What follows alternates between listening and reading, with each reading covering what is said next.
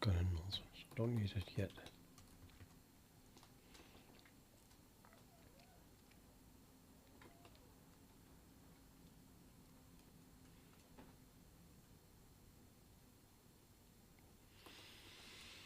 Yeah.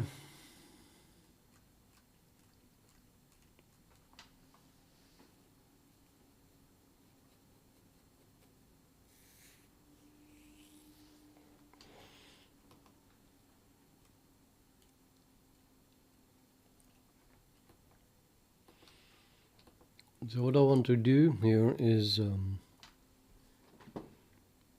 calculate the sum of 1 divided by n, where we add p1 number of primes and then subtract p2. Sorry, p1 is a prime. We add the first p1 terms of the harmonic series, aka 1 over n, and then the next p2 terms we subtract.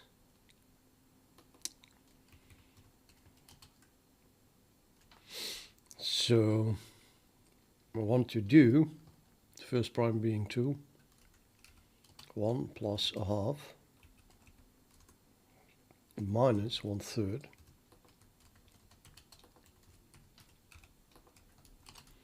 minus 1/4 plus minus 1/5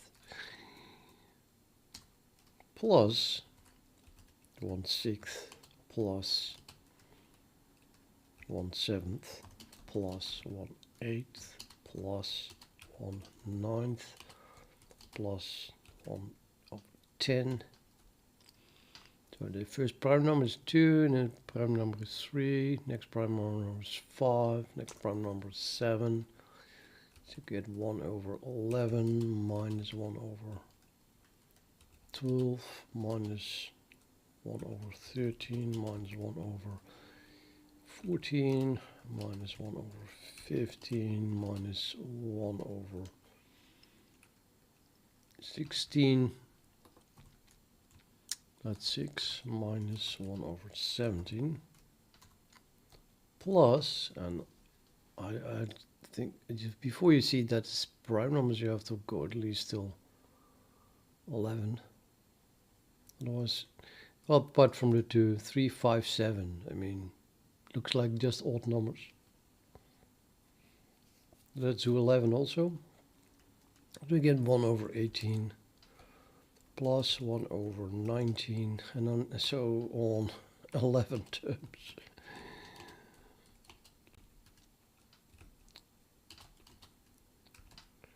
Over 22, 1 over 23, plus 1 over 24, plus 1 over 25, plus 1 over 26, plus 1 over 27.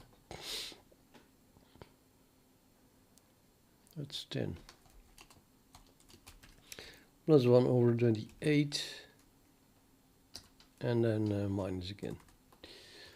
So this is P1, which is 2. And then we get P2, which is 3.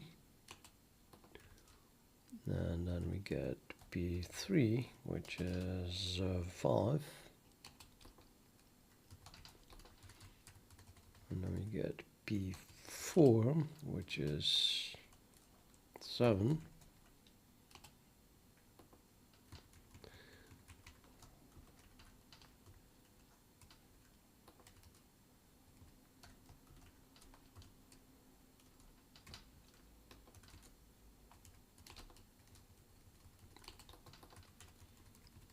Then we get P5, which is 11.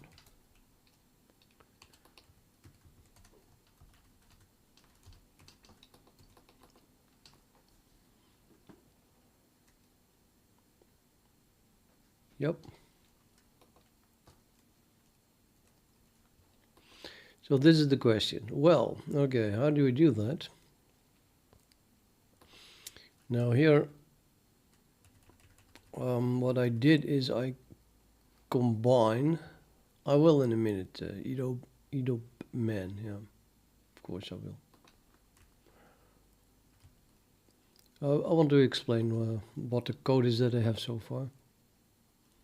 So what I did is I combined the first two elements of each pair of primes. For example, so 2 and 3 are combined, and then 5 and 7.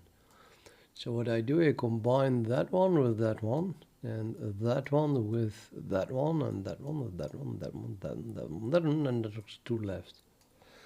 Those last 2 are being added here. And of course that is 2 extra terms because of the difference between P2 and P1. So this loop just loops over 2 terms, and then delta 2, which starts at 0, adds 1 over n plus I, or means that n must already be equal to 16 at this point. And then we add 1 over 16, and then I becomes 1, so then we add 1 over 17, and then we subtract that, because of course those extra terms will always be negative. Well, in the first loop, I am adding, well, plus 1, 6 is larger than minus 1, 11, so it's, all the terms are positive. You can compare the two terms, and then you get this expression.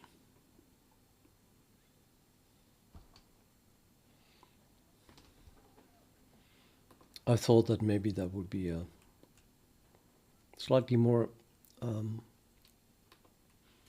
give slightly less round off errors for the floating point to combine them.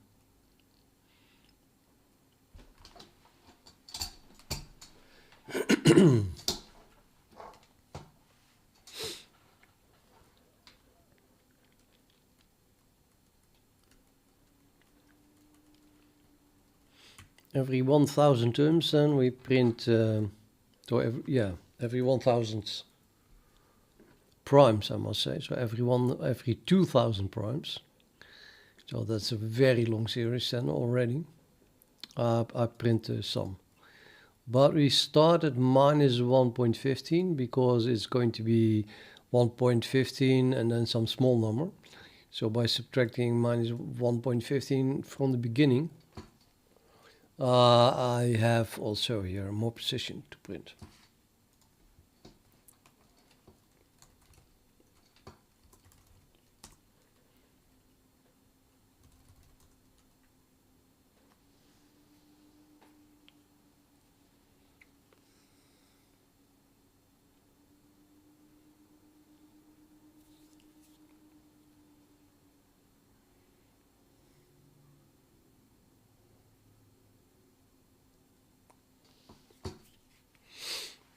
Binary lemon, yeah, this is no purpose.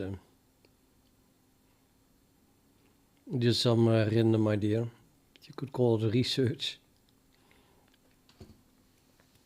If it does not converge, then I thought that would be interesting. And then you can think about it more. The other way around, if it does converge to some number.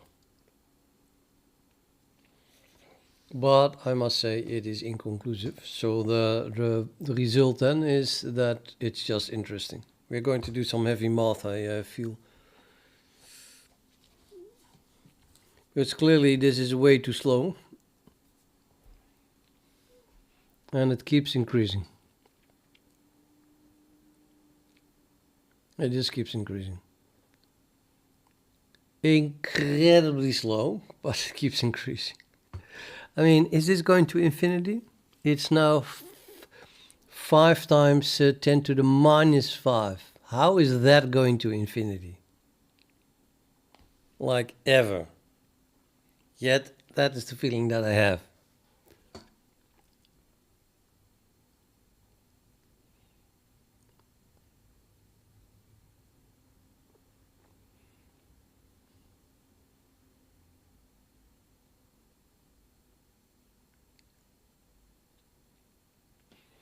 You could argue that there is already something that is constant, more or less. This thing just keeps growing, but maybe the rate at which it is growing is constant. Now suppose that is the case, then we have a linear function here, which grows with the number of prime numbers. And there are an infinite number of prime numbers, so therefore if you finish the series till infinity, this sum is going to infinity. But is that the case? So maybe I should print instead the increment that we see here. Does the increment go to a constant or doesn't it?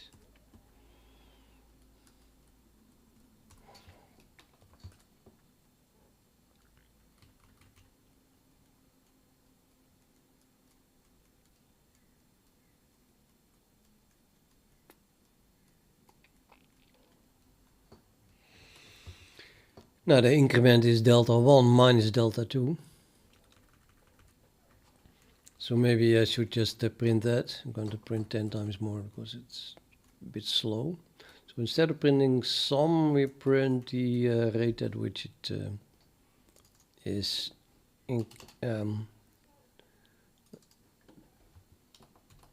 getting larger.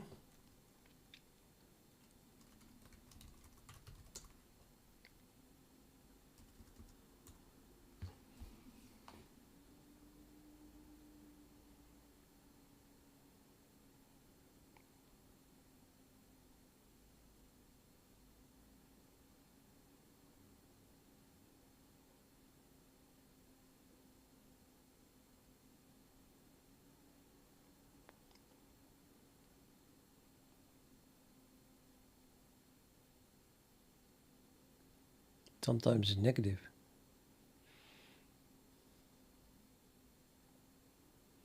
I have the feeling that this goes to, this becomes smaller and smaller. So, yeah, well, then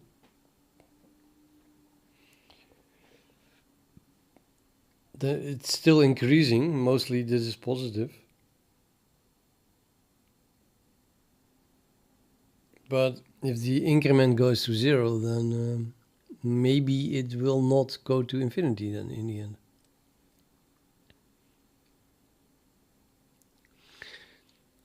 So it is very hard to answer the question. Now let's assume that this goes to 0 and therefore in a way that adding this infinitely number of times does not go to infinity, although I still doubt that. Then what would the series converge to?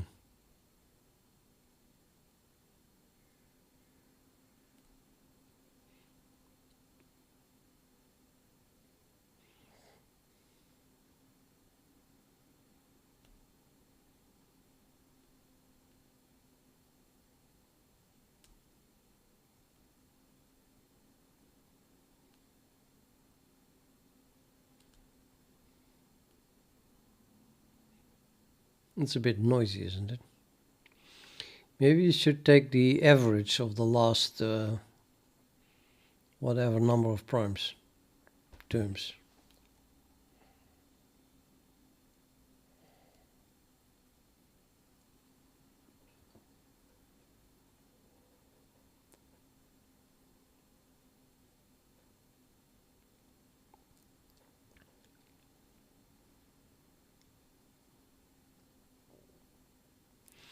Well, I guess this is just 1 over the current prime number or something like that.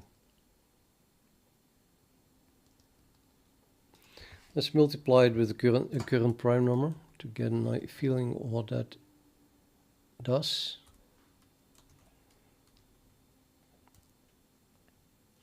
Now the two subsequent primes are more or less the same size, but I might as well multiply it with the average. Well, let's say it is.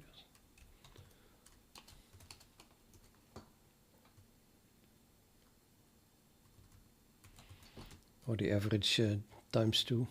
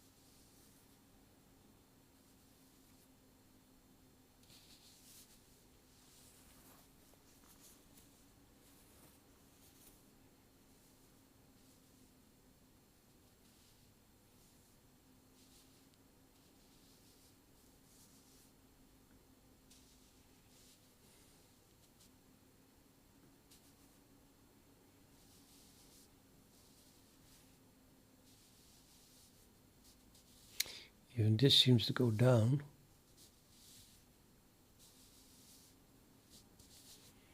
A while back it was around 1,000th. It's clearly less than that now.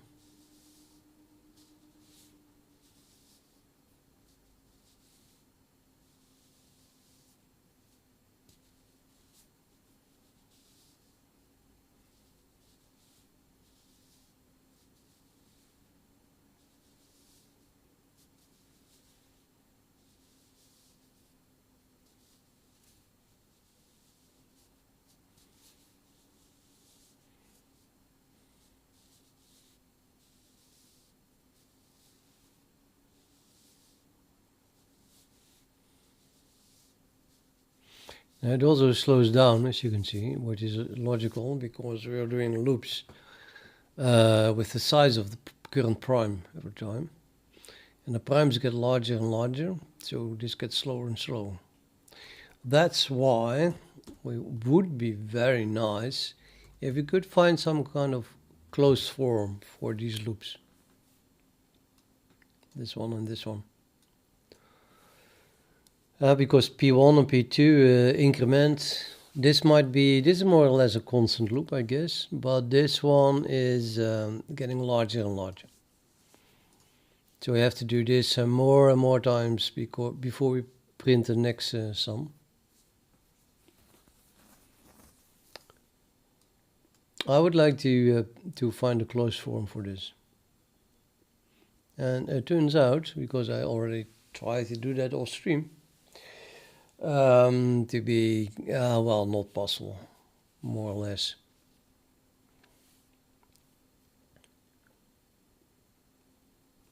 Let me change my music.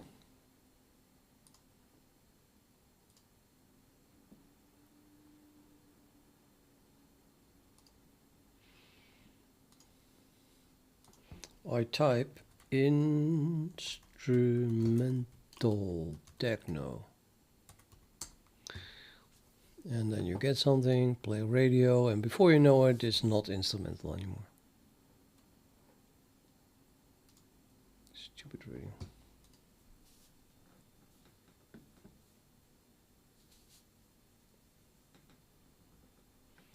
Binary lemon, yeah, I'm sorry, this is more mathematics than C++. Certainly this code is like a pure hack. It's not real coding.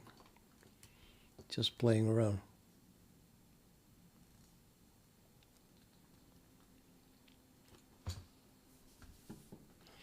Okay, so I asked ChatGPT, which then asked Wolf from Alpha, to give a closed form for this, and the only thing it comes up with is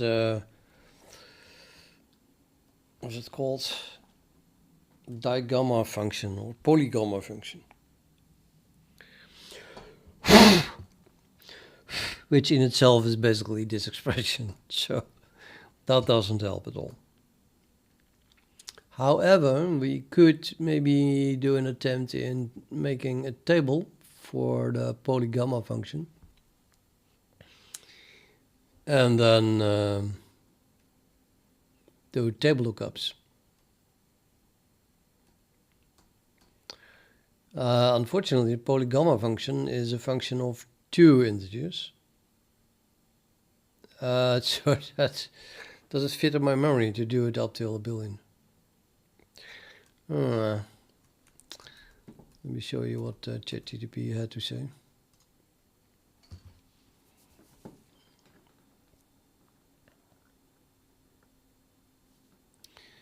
I think this is the one. Yes, Taylor series already. Yeah.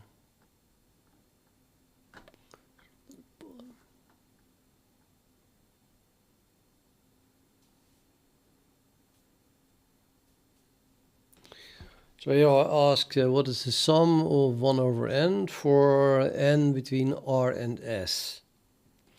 So that would be the simple part where I did not combine stuff yet. That is just, you know, is there a closed form for this or this? Just add 1 over n for n is 6 to n. So R is 60 and S is 10. Or this one, R is 18 and S is 28. But such a piece of the harmonic series is equal to polygamma of 0, S plus 1 minus the polygamma of 0 to R, where then apparently the polygamma of, let's say, 0R is just the sum from 1 over I guess 1 over 1, or wherever they start, because this one starts at the same point, all the way up till R minus 1.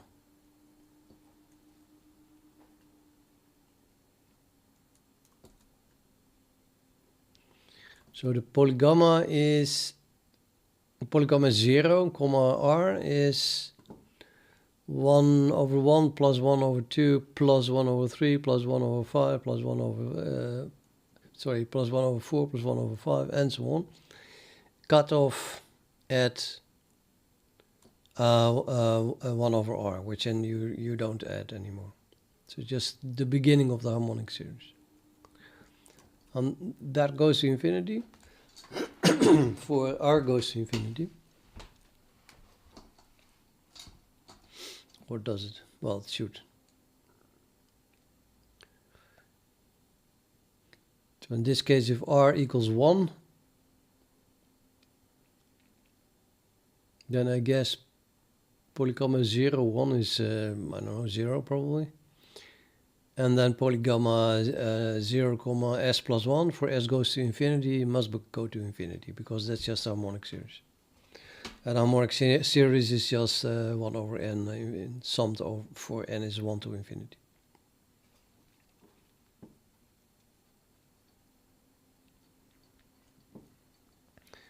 At this point I didn't know what the polygamma was, so I just asked, can the polygamma function be implemented in C++? But then you get literally adding the just 1 over, it's just a loop. Well, at least ChatGPT gave me just a loop. So that this doesn't help at all, because I want to get rid of the loop. That was the whole point.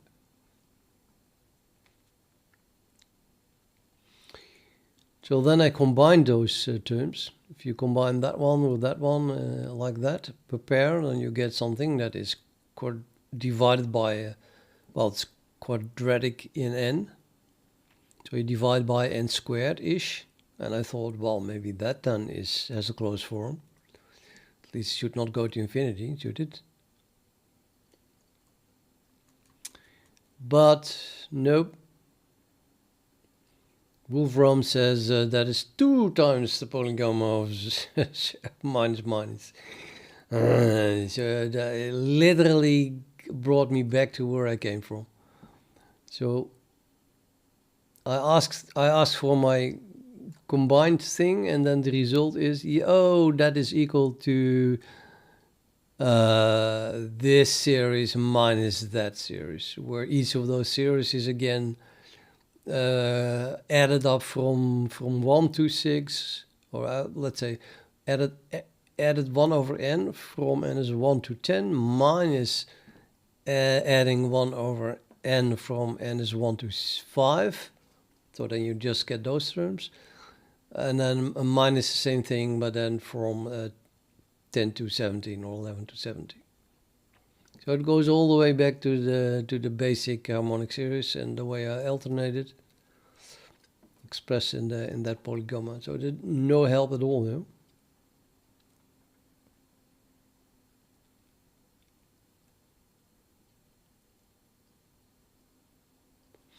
But then I thought, well, maybe I just need an approximation. So if you go to very large n, then n is going to be much larger than p, and p is going to be much larger than 1. So if, for example, I can express these functions as a Taylor series in n over p, p over n, then p over n goes to 0. And then maybe you can make an approximation to well, very quickly to an extreme large amount of digits behind the floating point.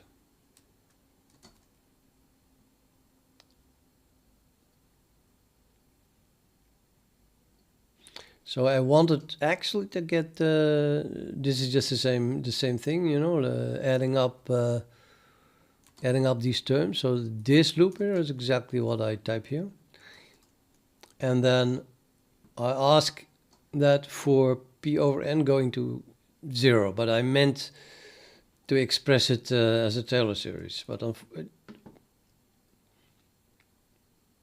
the answer didn't help at all because it's just giving me polygamma back.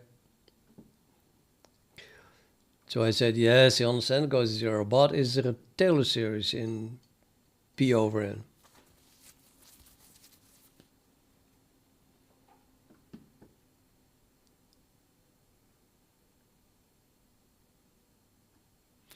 And the funny thing is that ChatGPT became very reluctant, it seemed. Like, this is a complex and tedious process. Would you like to proceed? Please say no. And I said, please do more terms. Certainly. Let's expand. Okay, it does a few things. Summing up, we get that. This is not a trivial task. Would you like to continue this approach? Please say no. Yes. All right. Let's proceed by collecting the terms. Sigh. There's a few other things and so on. Now, to form the Taylor series, we would sum each of these series separately and then combine them. But I'm going to stop here because I'm getting so tired.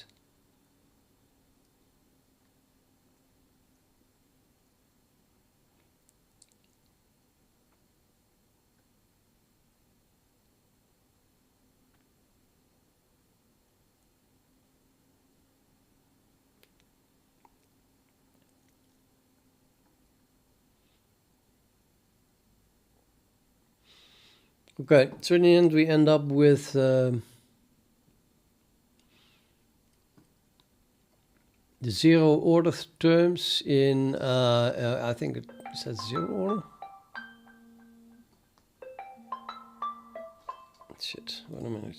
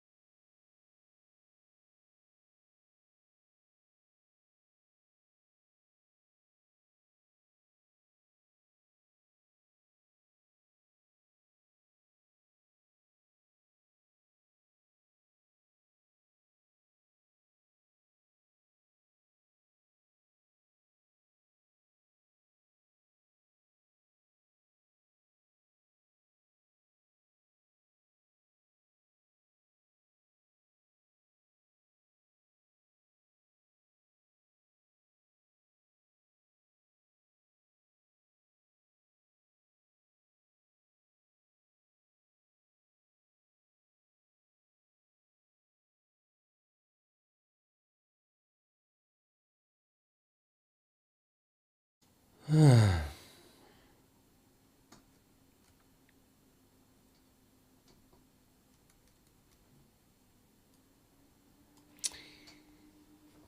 sorry, phone about family stuff.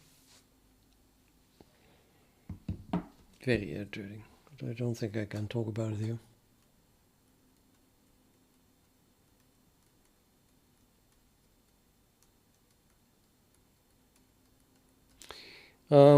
Yeah, I'm probably being called back in a few minutes again.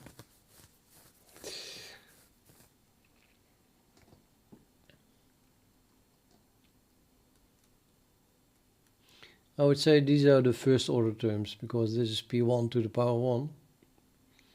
But what do I know? Anyone, it collected all the P1 to the power 1 terms from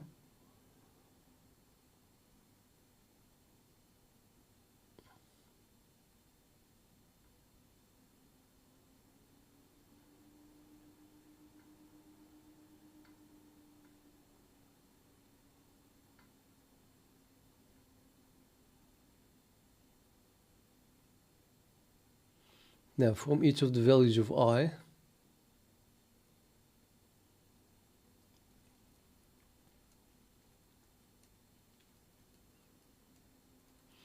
Now when we are summing up, you see the I here appearing, n plus I is the function.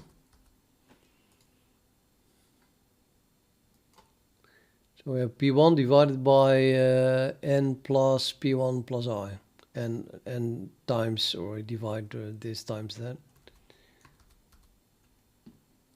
So that is this formula where the I is now replaced with a 1 and here it's replaced with a 2.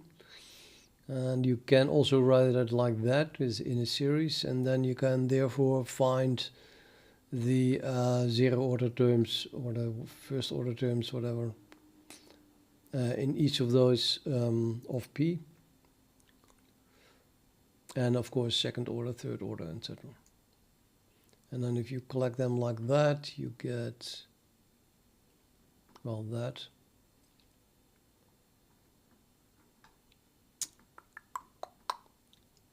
So it was this one, right? Yeah. You get this and this and this, which is a very clear structure, I would say. Looks very much the same, except that here we have power 2 and then a power 3, and here we have a power 3 and a power 4, and so on. And they alternate in, these are all pluses, these are all minuses, and so on.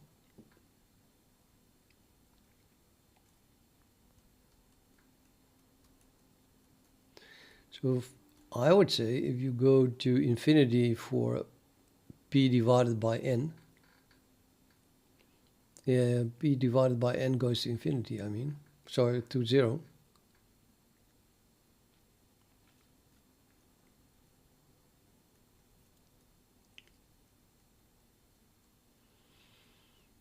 Now you have to get the P in front of it, of course. So really this is just P1 times, and this is P squared times, etc. So I want to have now a closed form for the 1 over n to the power of 4.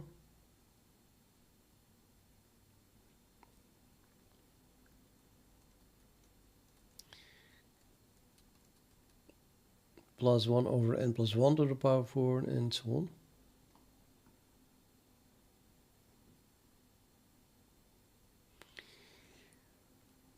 So basically ask that, and it's the polygamma function again, but this time with the 1, 2, and 3 as the first parameter. So now we have really a two-dimensional function, which I cannot make a table of.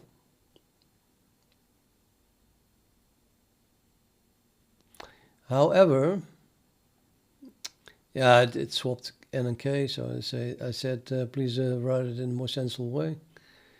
Get the same thing again.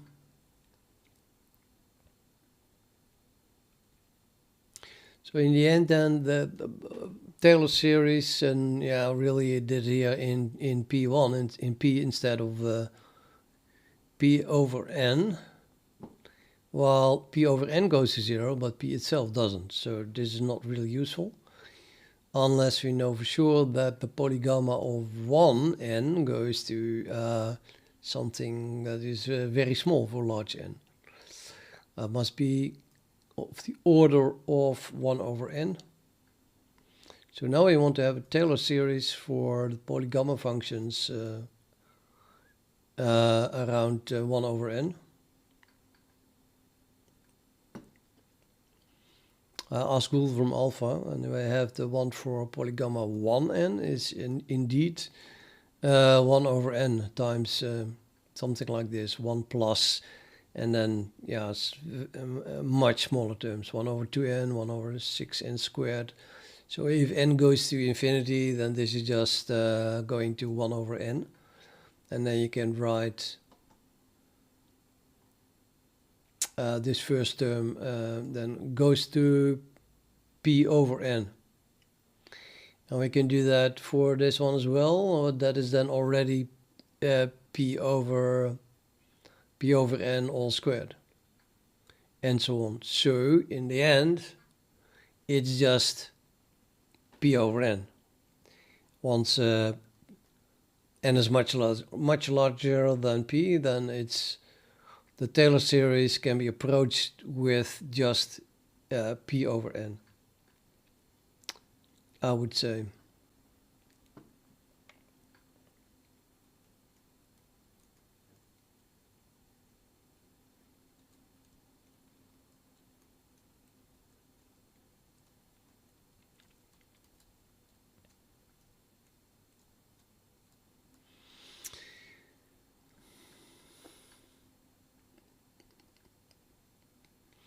I have the feeling that it goes to infinity. It's just even slower growing than 1 over n itself.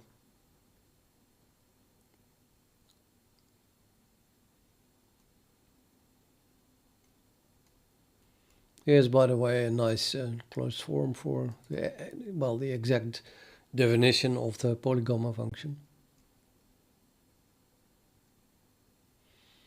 which is an infinite sum to begin with.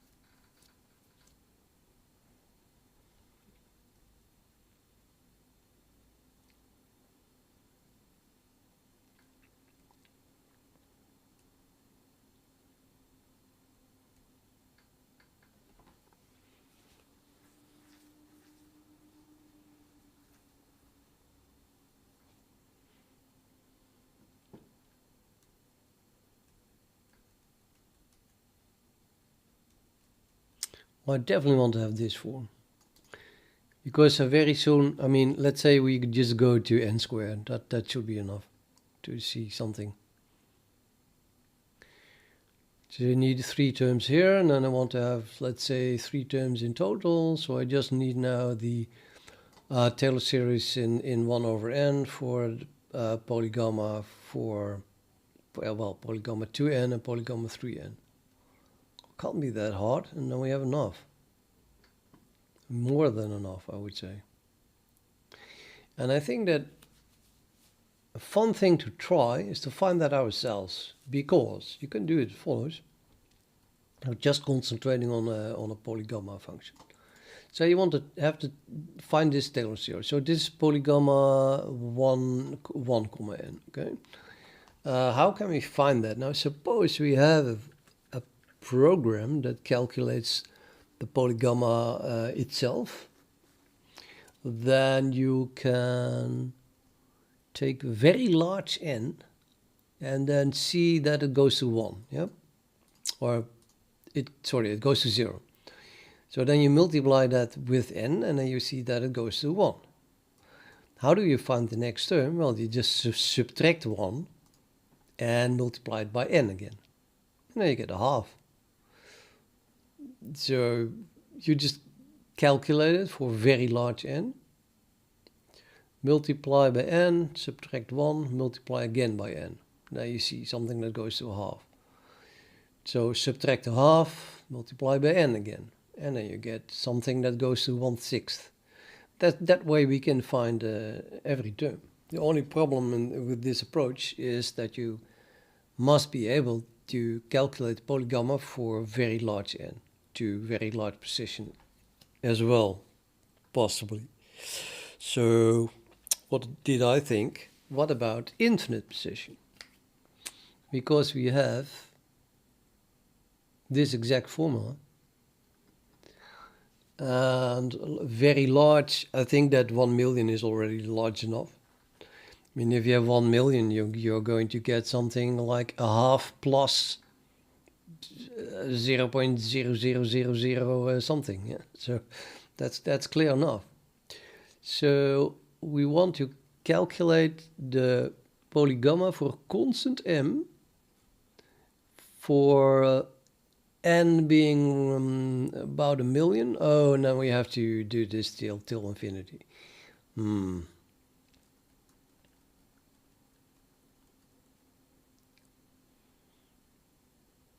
Okay, I guess that should... Is that doable?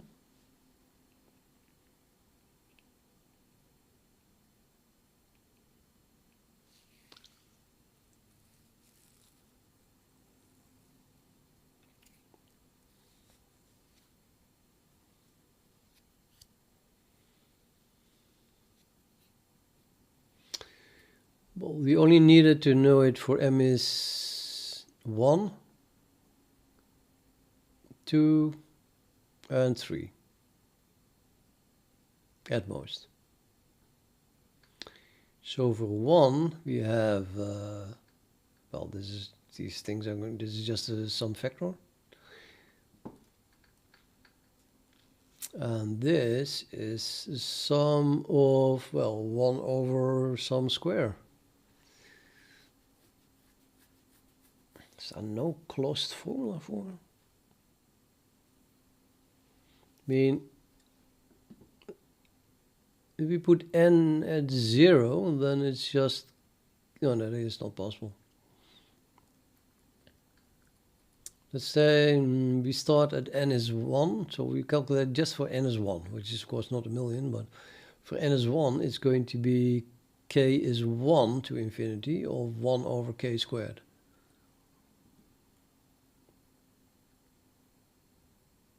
Which I think has definitely a closed answer. So what is the sum of k is 1 to infinity of 1 over k squared?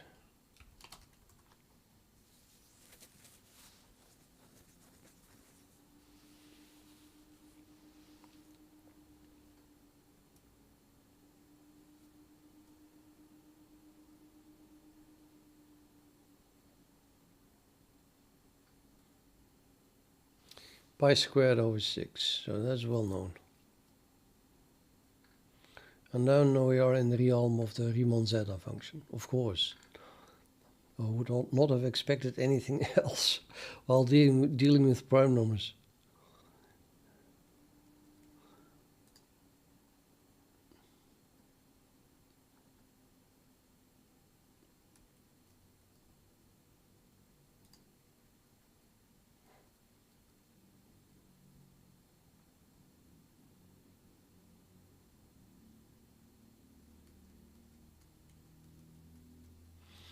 And then our real question is what happens if we increase this k with some constant, right? So if I add 1, can it still calculate it?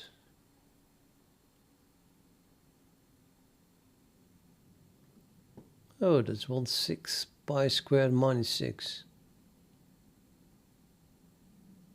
Cool. And then we want to go to 2.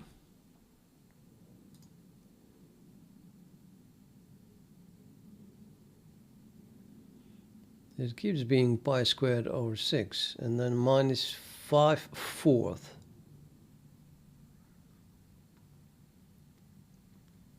Okay, I'm gonna do 3.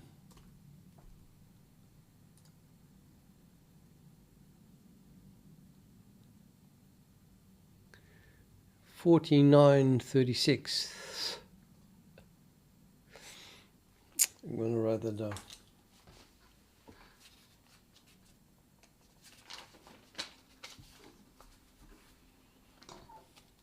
So for the k plus 0, we had pi squared divided by 6.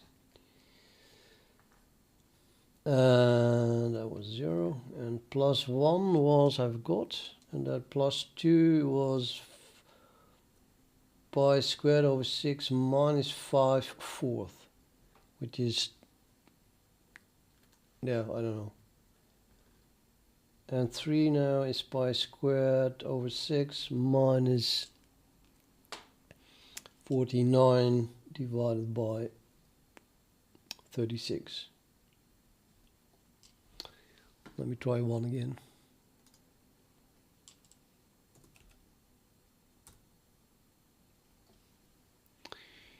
That's minus 1. Okay, so pi squared over 6 minus 1.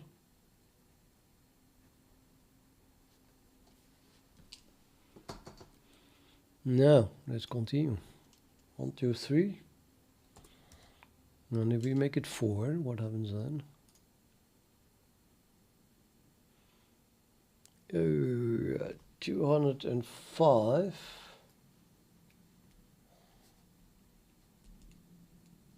pi squared. Or, you know, I might as well fill it in and hope that it knows, right?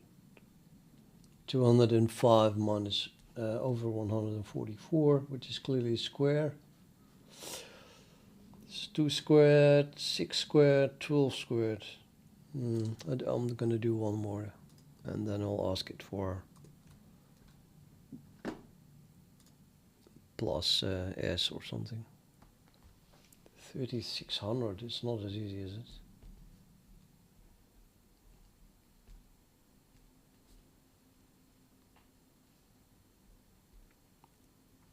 Five two six nine over 3600.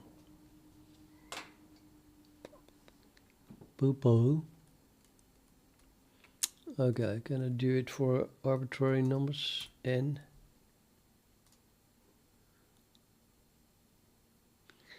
No, welcome back to polygamma 1 function.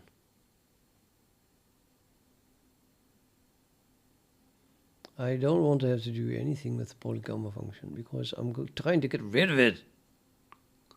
That is not useful. It is not useful.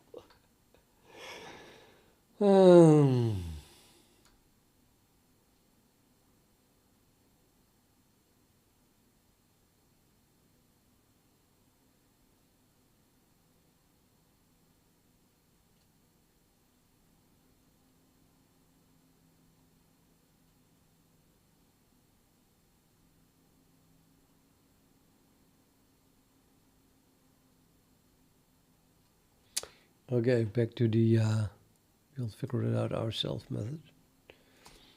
Try 6.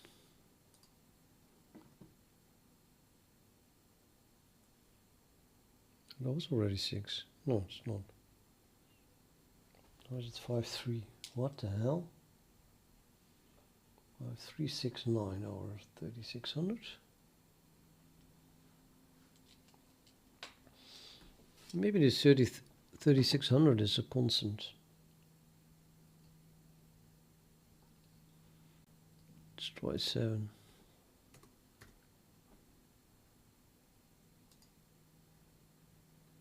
No, it's not.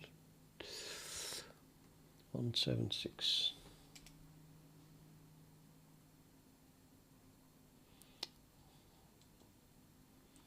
I guess we get something that goes to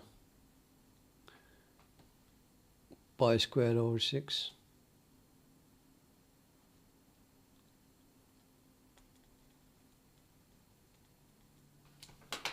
So that the whole thing goes to 0. Which means that both of them need to grow to infinity.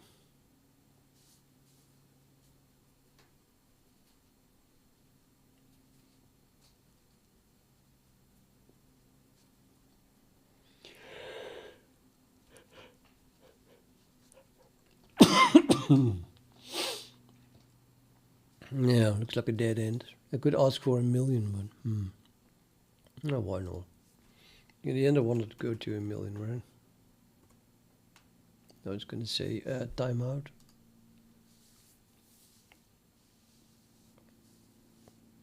Oh.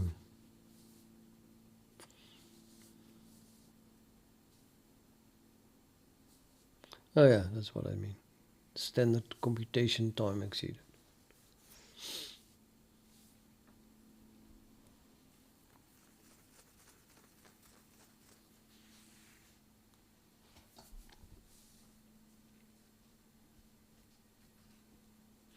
So even 1 over something squared, there's just no closed solution if you want to add an offset as well.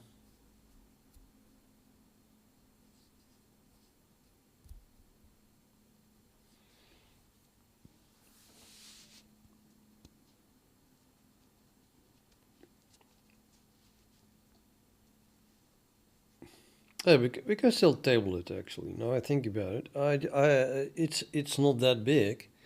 We need a table for the poly gamma function or for 1, 2, and 3 only as first parameter. And the second parameter would be running up till 1,000,000 or something. So it's actually very easy to tablize them. Although the numbers inside become very, very large.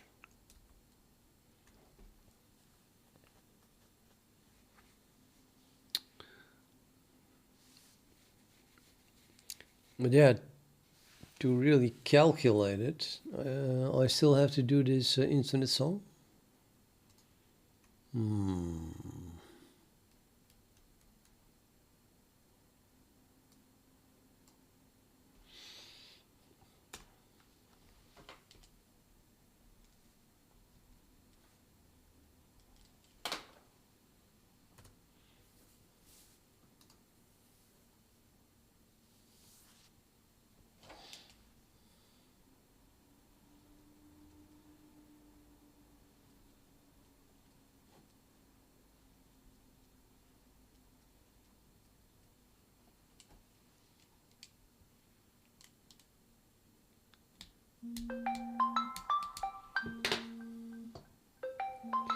Okay, sorry, we're back.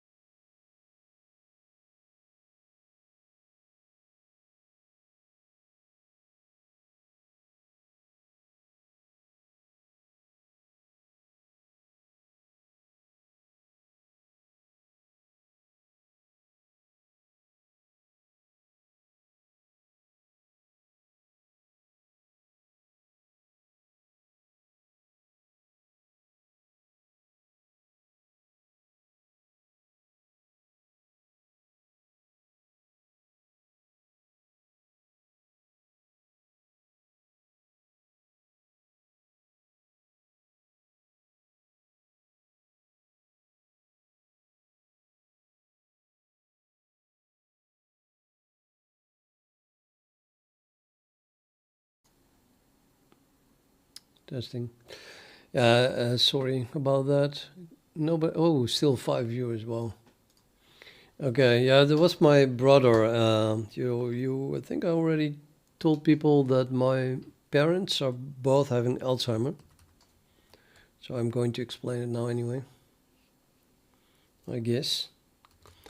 The problem is that my mother always has had an extreme sensitivity of being worried, like becoming hysterical and starting to call neighbors and the police and stuff like that, just because out of a feeling of being worried about either my or my brother, long before she had Alzheimer's. So that's part of her neural system. And right now she has a pretty severe Alzheimer case, and they just leave her alone, and then she becomes hysterical. And the caretakers there told me, like literally, "Oh, your mother can be alone. That is no problem. That's just part of disease image. It belongs to the Alzheimer stuff."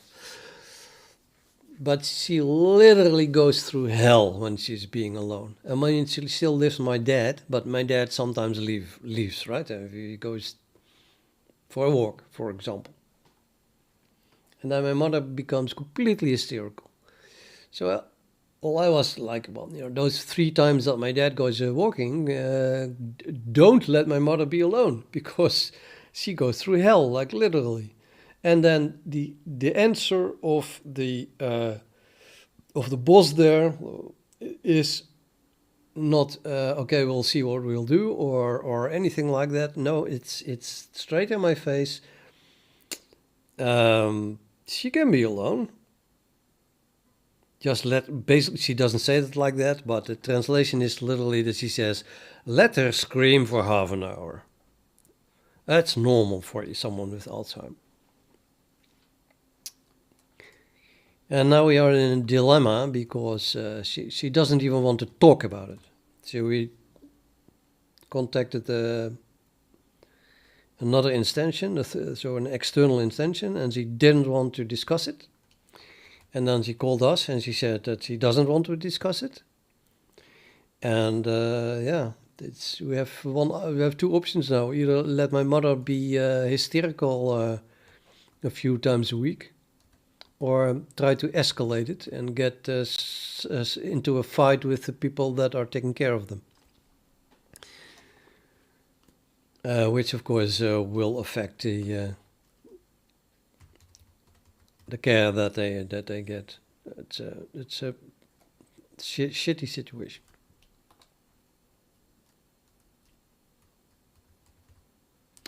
Now I know, Post Bunny. I know panic attacks. That's my thing. But I have only been worried once in my life. I just told my brother the difference is if you have a panic attack, it's something internal. It's just you. You have a panic attack. So you can think something like, I can always escape this by committing suicide. You have a way out, It's extreme, but you have a way out. But if you are worried about, your child, in this case, my mother was always worried about one of us, then that escape does not exist. That doesn't help one bit to commit suicide. If you're worried about your child, that's not an option. There is no way out. There's absolutely nothing you can do, and you just die. It's so bad. And then,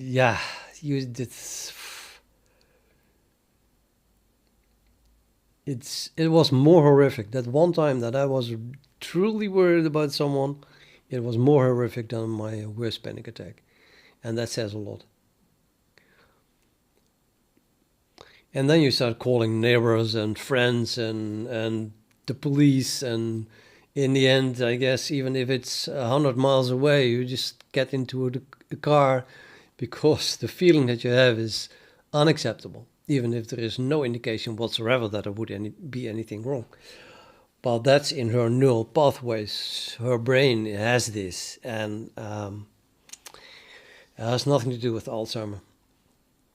And I don't think it's acceptable that they treat her like, oh, but yeah, now she has Alzheimer's, or it's okay.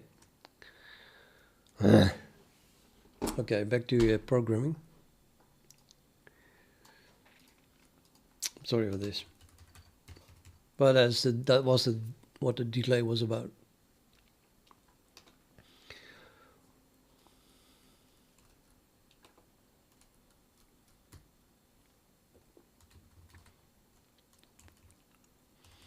I just wonder if I can write a function that calculates this polygamma function to a good enough precision.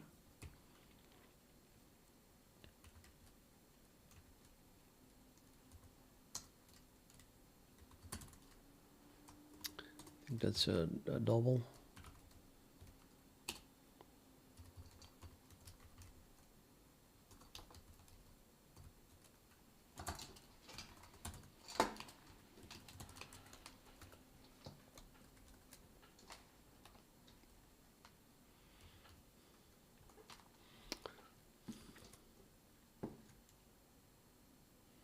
Let's concentrate on the polygamma 1, and I'm going to ask Wolfram Alpha about its thoughts about this. Polygamma 1, x.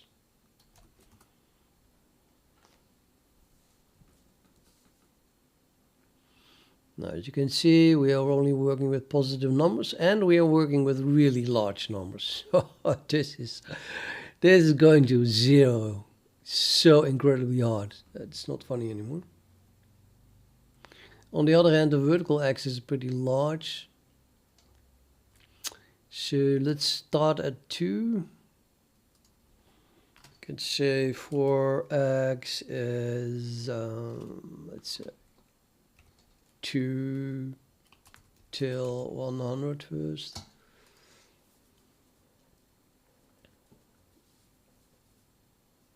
X is, yeah, thank you for x is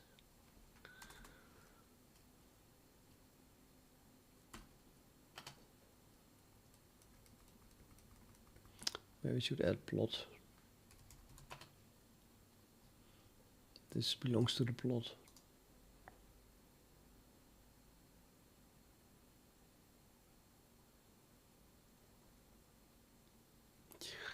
No, does not get it.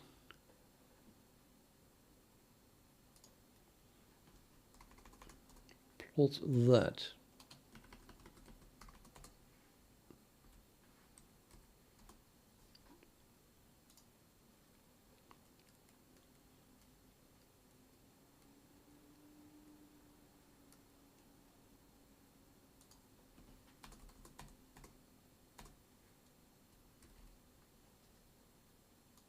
This is why I like to use ChatGPT instead of Wolfram Alpha directly. It's just it's hard to find out what to type. We got it. And we know that it goes, in the end, this is going to 1 over n. So maybe I should plot x times that. Get rid of that. Now it should go to 1, I guess. No, clearly it goes to 1 in the end. In the end.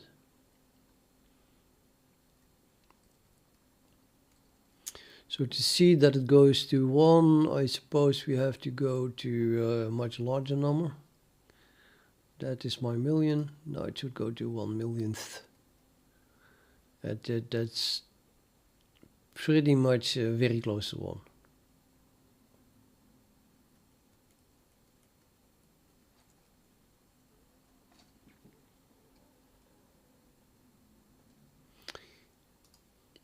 And polygon 2 goes to, I think you only have to, goes to 1 over x, more or less.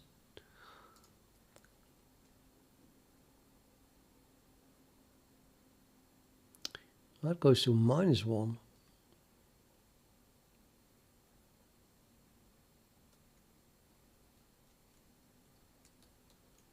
Yeah, okay. Yeah, I have to add 1 to this. So let's say 1 plus this.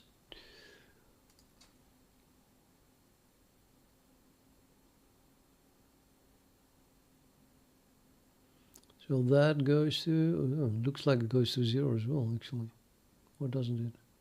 Very unclear.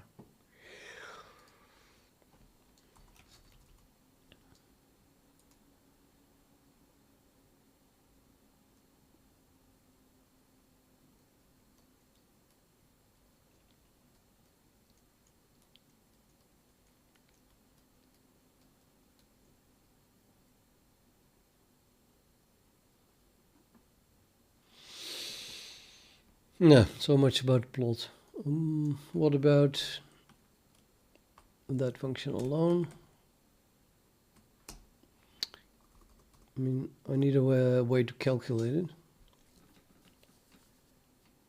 So here's already what I was looking for. Series expansion, oh, that's at x is infinity, yeah, so the 1 over x is 0.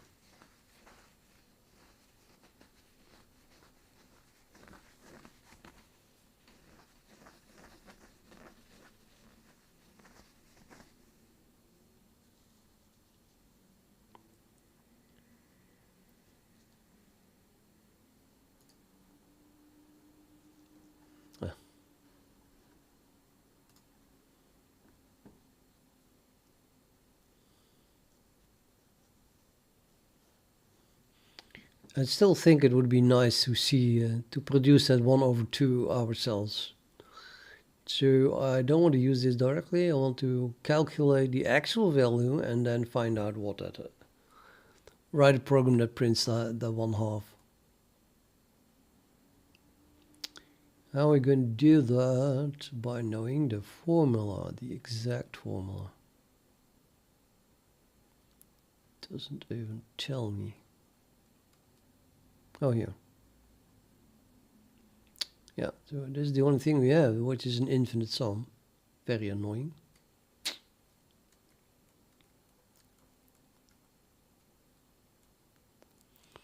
Okay, what kind of precision do I need? I think I will need a precision of, I don't know, 1 in 10 to the power 12. So we just run up till 1,000,000 here, that should be good enough.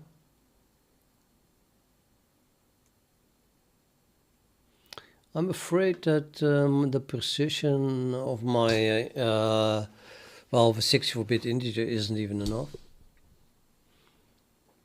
I would like to work with infinite precision numbers here.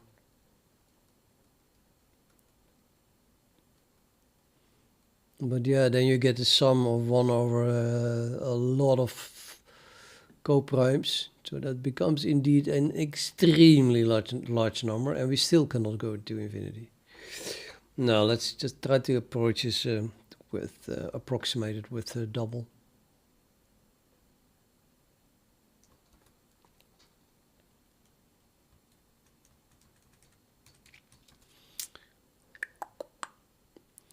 I'm gonna go with the formula that ChatGPT gave, because we already have an M. This one.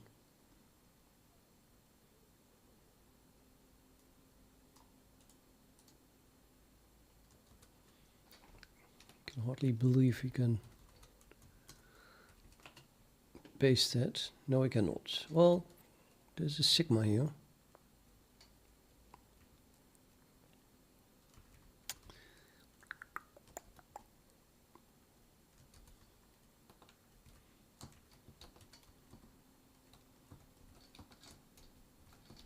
Minus 1 to the power m minus 1 times faculty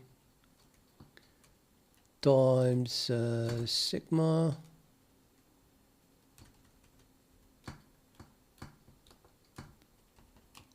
of, what the hell, k is 0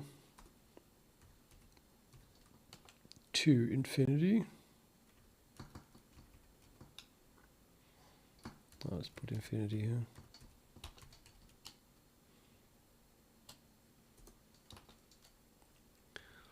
of 1 over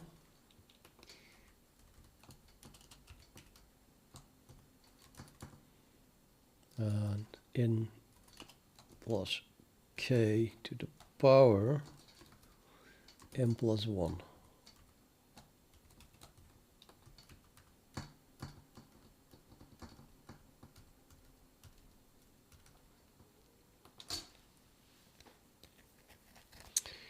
Did I copy that correctly? Polygon of mn is minus 1 to the power m plus 1. M faculty sum n plus k to the power m plus 1. Yep.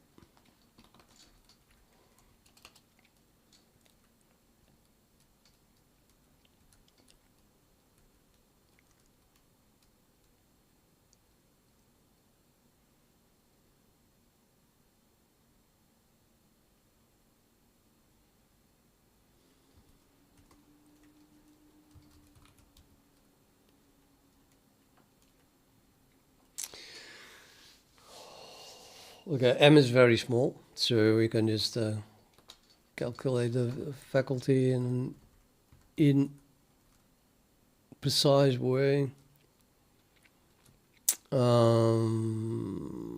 Let's even use a double. Factorial, I mean, factorial.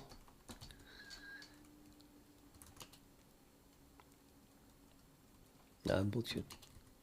The result fits in an int.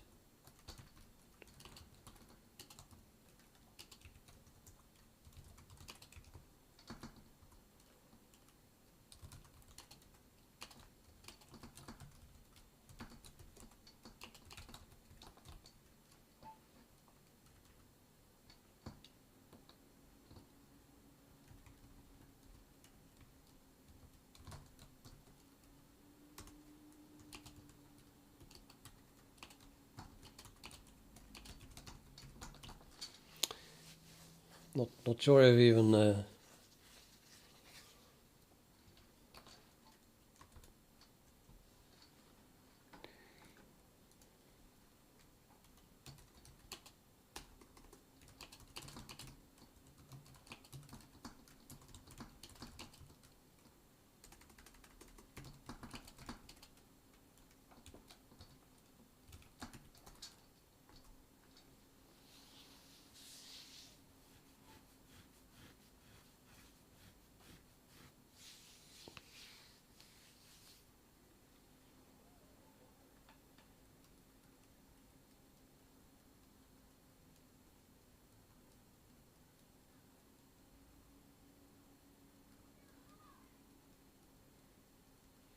12. Okay.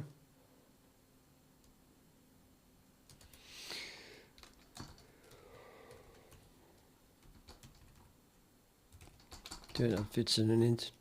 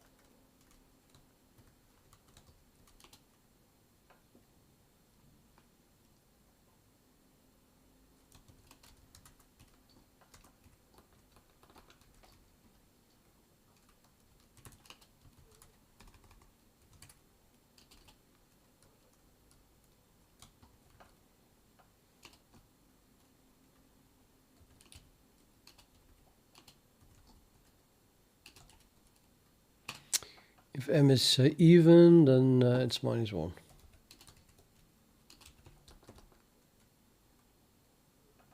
If m is odd, then this is some square. Minus 1 times minus 1 is plus 1. Now we have to calculate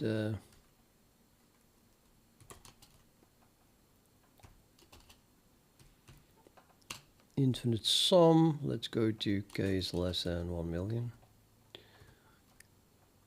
So first 1 million terms. Is that not enough? Shouldn't that be enough?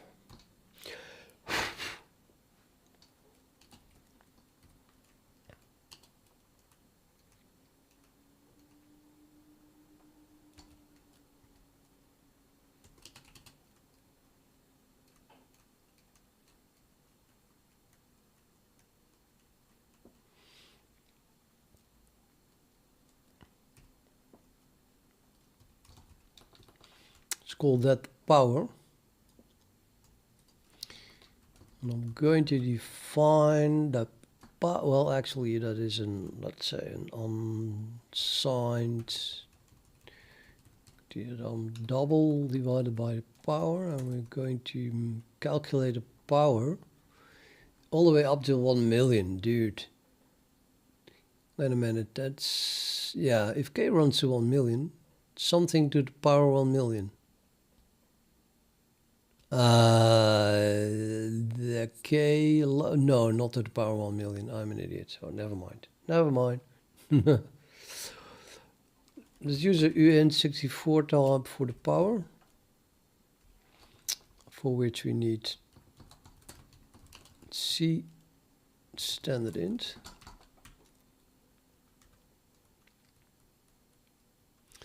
Let's initialize that for the very first term. The first term being k equals 0. That would be 1 over n to the power n plus 1.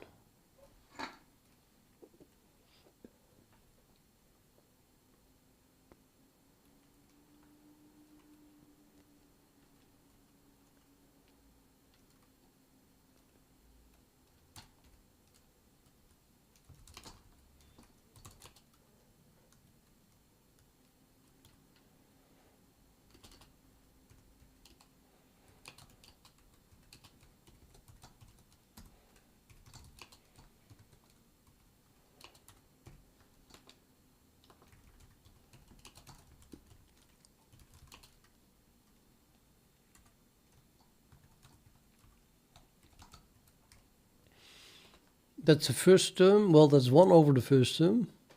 So for k equals 0, we have n to the power m plus 1. If m is 0, then it's just n. If m is larger than 0, then we go in here, and for every m that is larger, we multiply with an extra n. So this is, after this, power equals n to the power m plus 1. That would be the first term. And now, going to the next term. What happens to power if k is incremented by 1? So we had power is equal to r to the power m plus 1.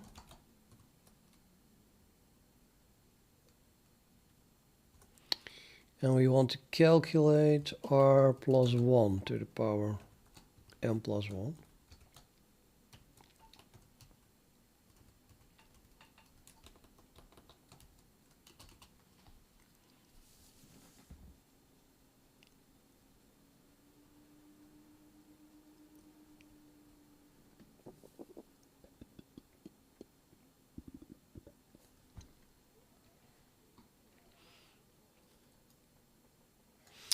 I think I just want to add something to power. So in the end, I'm just going to do power plus is something.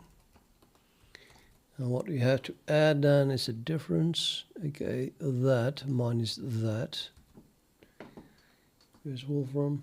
Here's a Wolfram.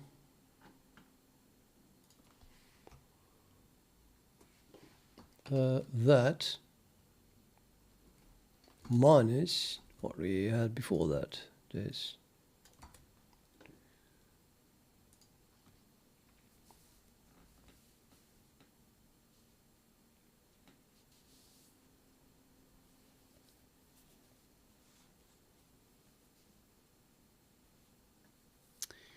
Not as nice as I thought it would be.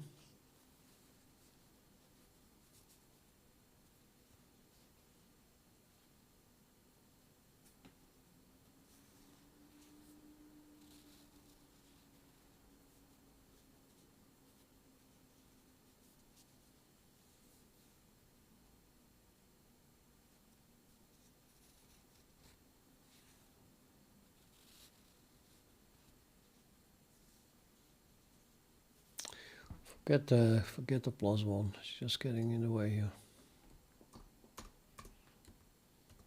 To the power m.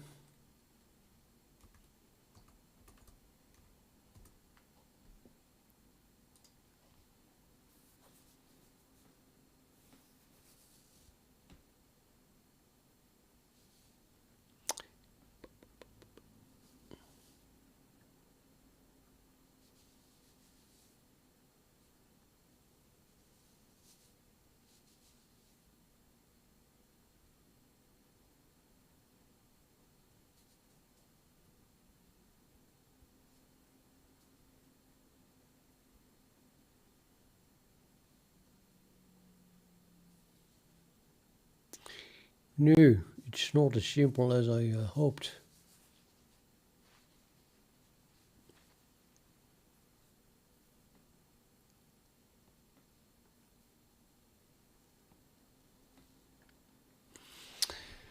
Okay, forget it. I'll just calculate it then again and again and again.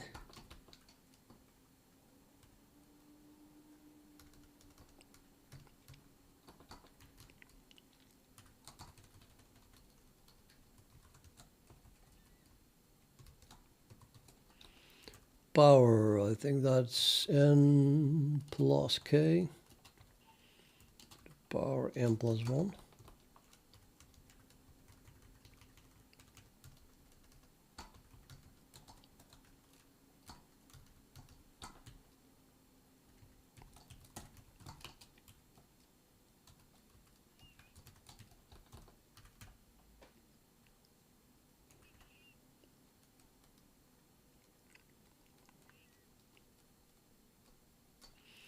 A million times.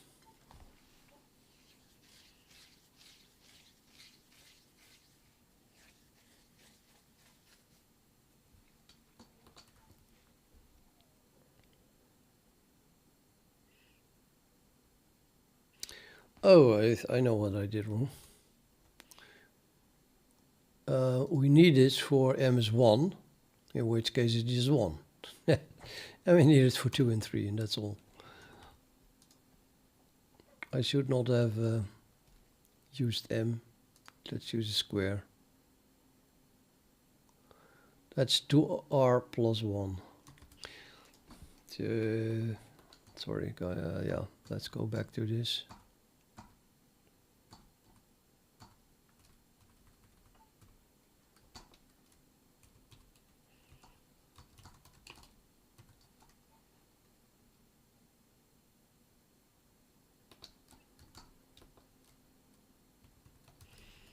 So if m is 1, then it's just 1.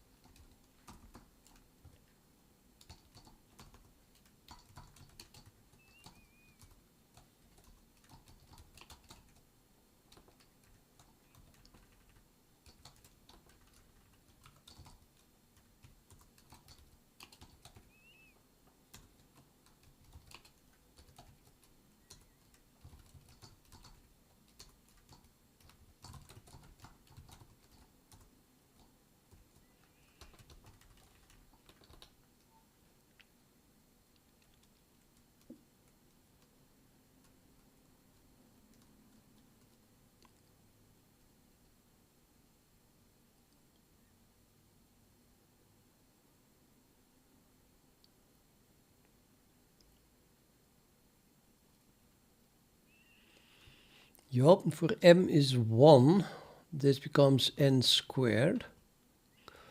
And now we add 1 to that. We get n plus 1 squared, which is n squared plus 2n plus 1. I have to add 2 in. Sorry, that's or if m is 1, then we are already having a square. So this is 2 times n plus 1.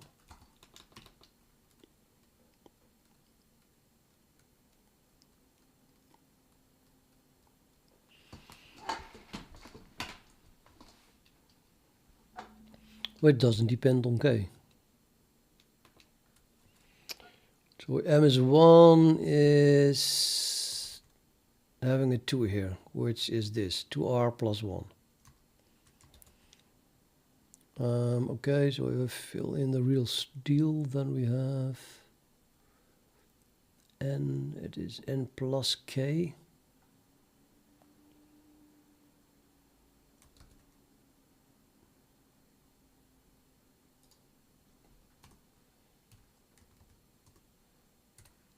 N plus k plus 1 minus n plus k.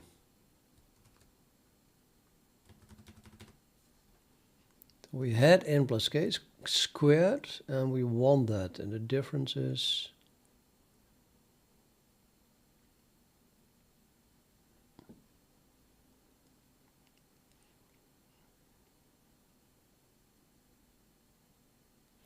for k equals 1.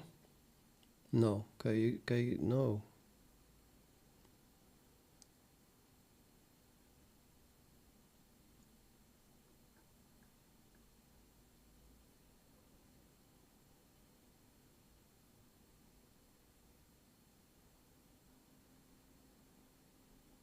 Is this the answer? 2k plus 2n?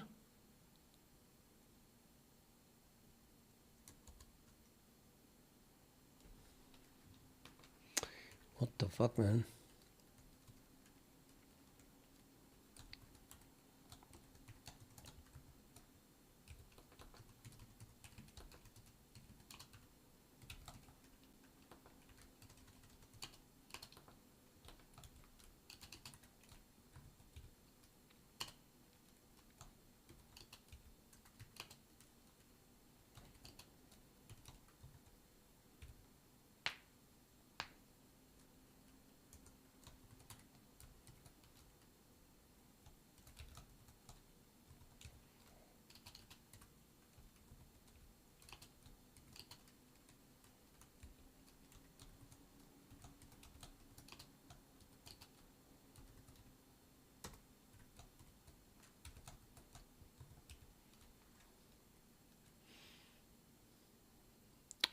Which is k squared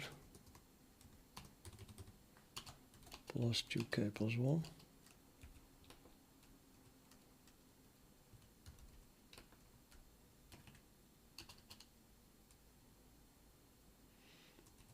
Subtract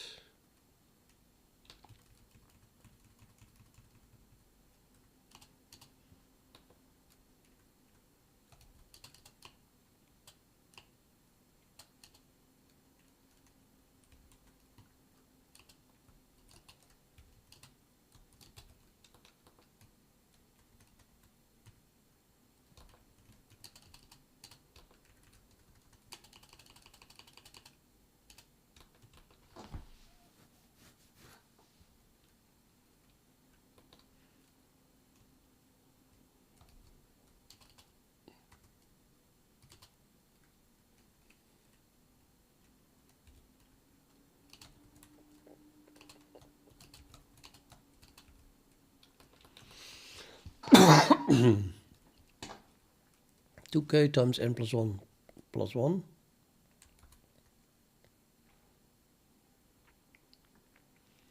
Why don't I see that back here then?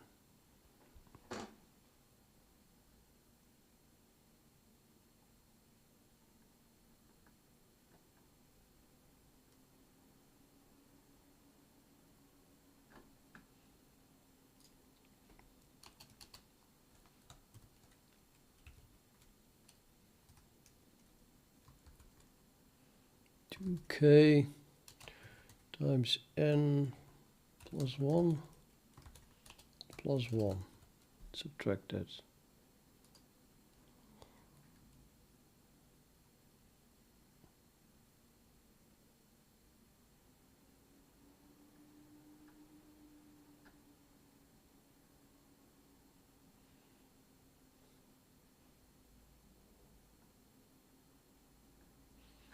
No, I must have made a mistake.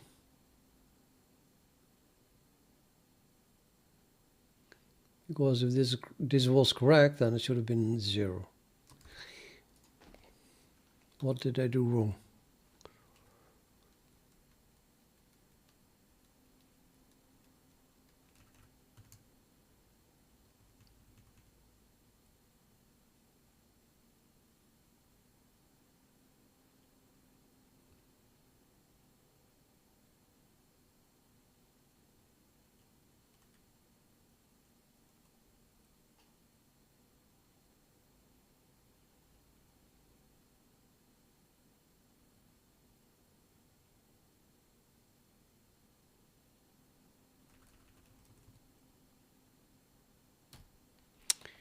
Oh, that's okay, too much then.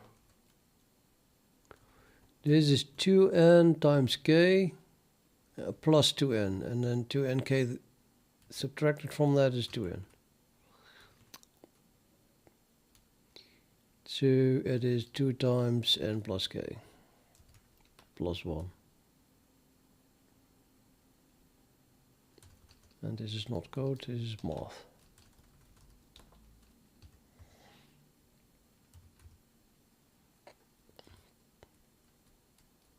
That looks more like it.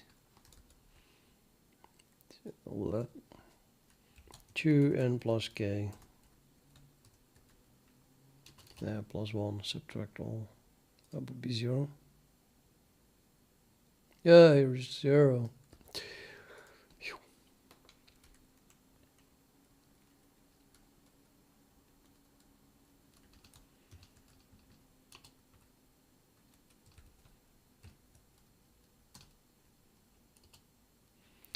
And m is 2.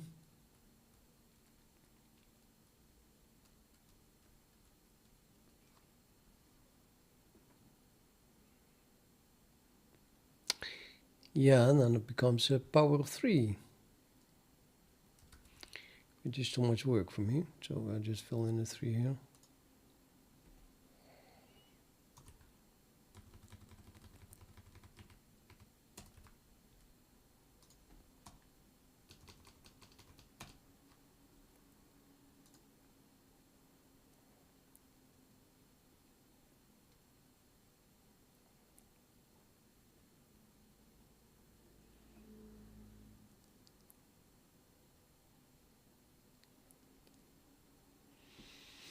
I think then this is the answer.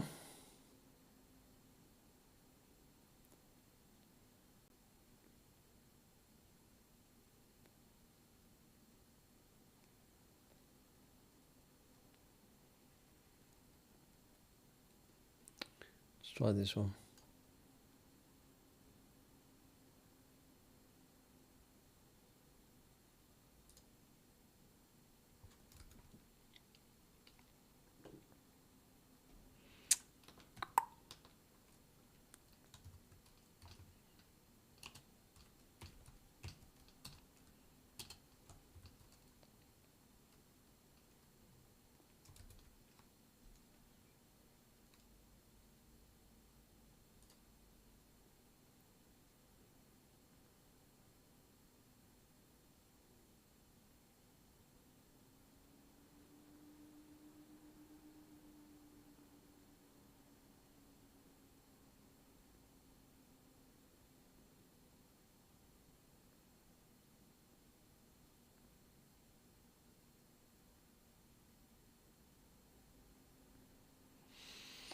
For some reason I can't copy it.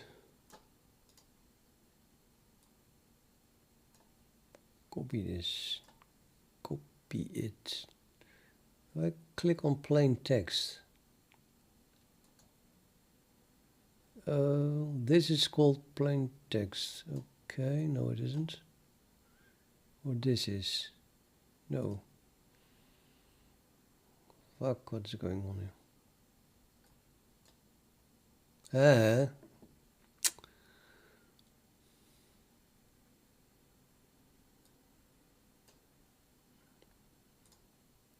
Copied. Pff.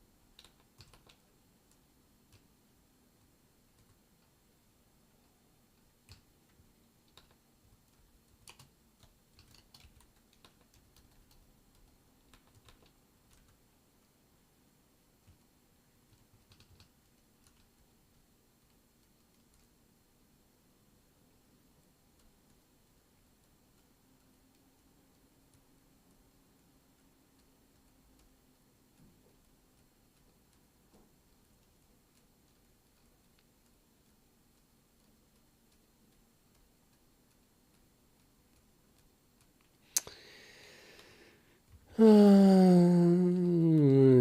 the right form. I want it to be in the form of the polynomial of k. So this is 3k squared. That would be this one.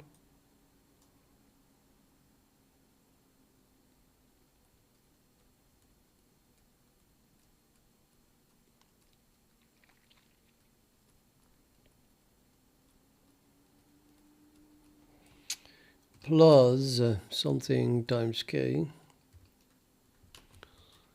being 6n.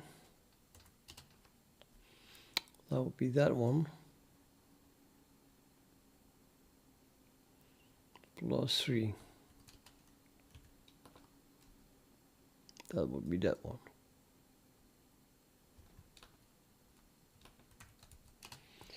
Plus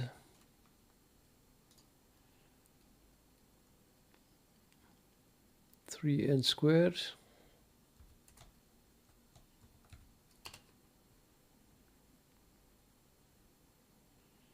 plus 3n plus 1. Yeah, are we sure? The n goes in here.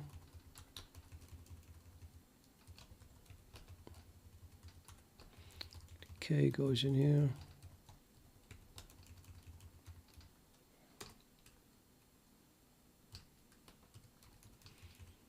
The 3k can go here. Let's remove this.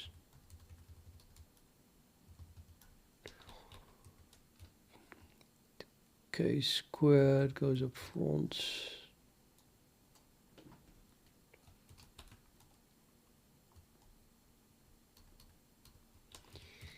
The 3k goes sooner.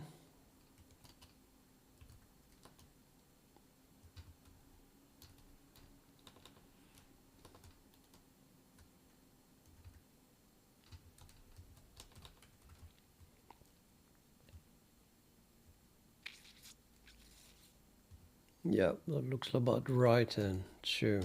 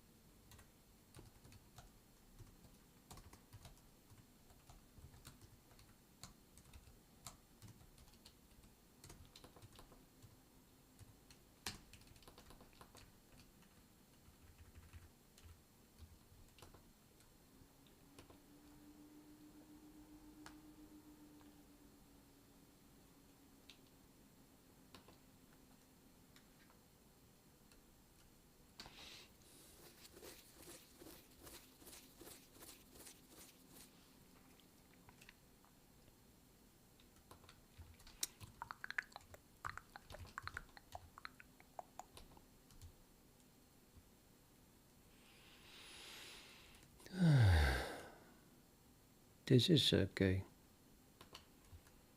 This is a polynomial of k.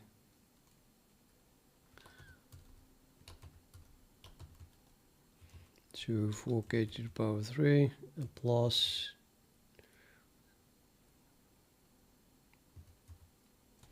6 times 2n plus 1 k squared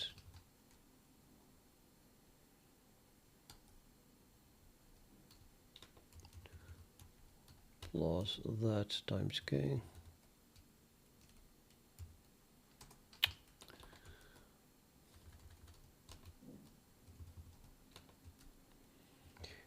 Plus that, all between parentheses, for example.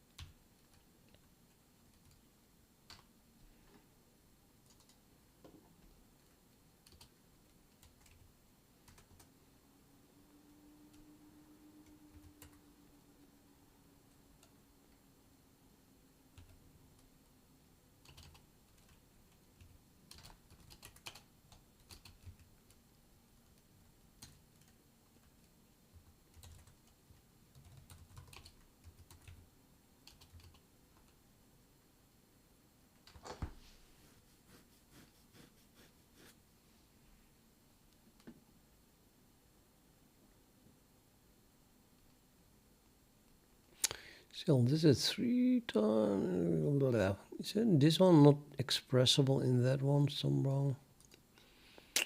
Not really.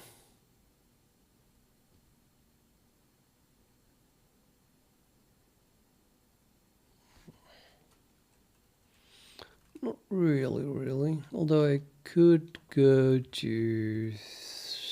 No, also not.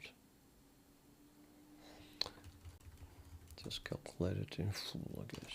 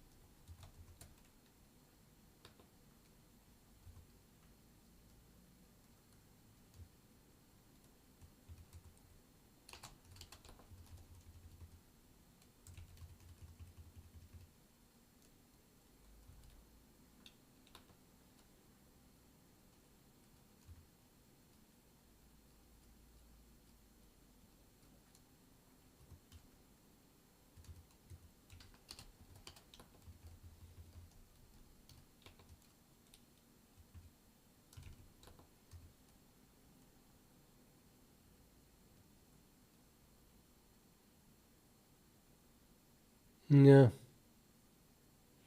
You can only hope that I didn't make a mistake, I guess.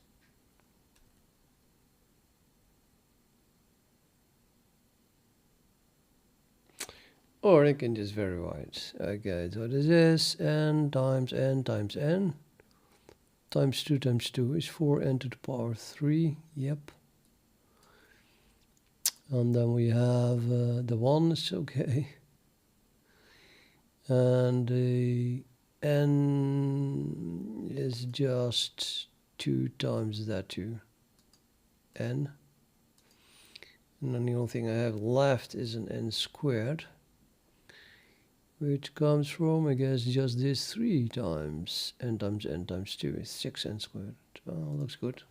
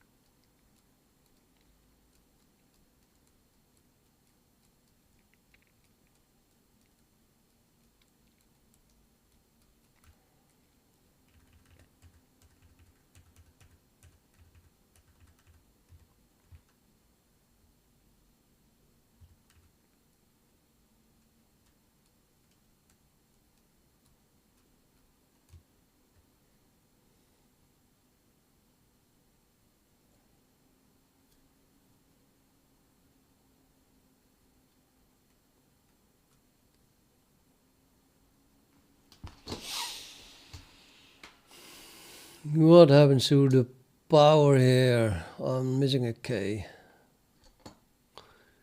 This is already assuming to the power 1 instead of to the power 2. So the formula is wrong.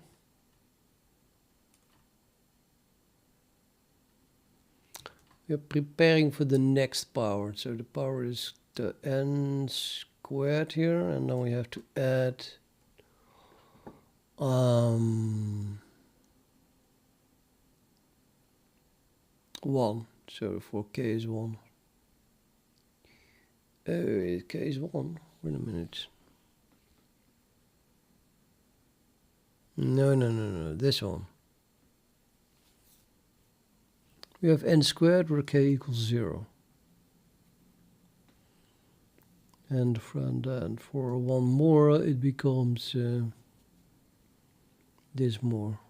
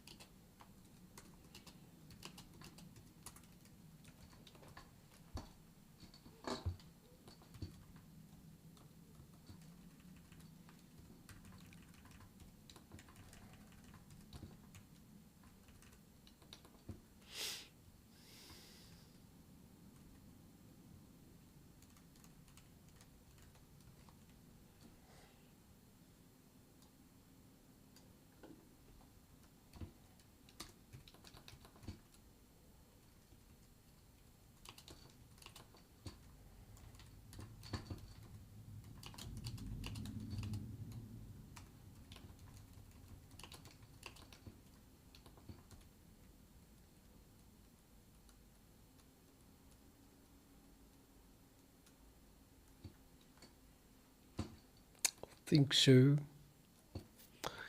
Well, we cannot calculate the power of 3. That must be in int 64 already. So do this one as well.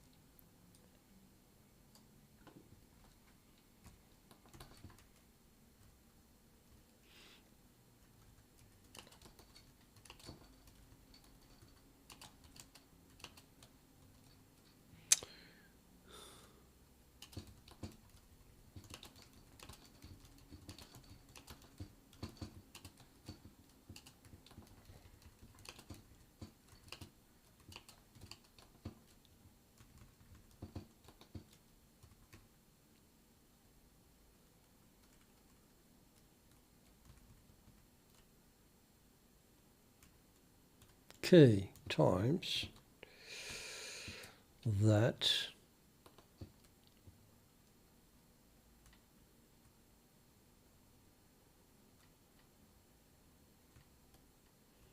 remove 1k from this and a 4.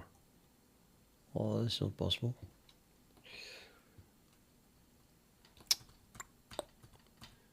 What the hell?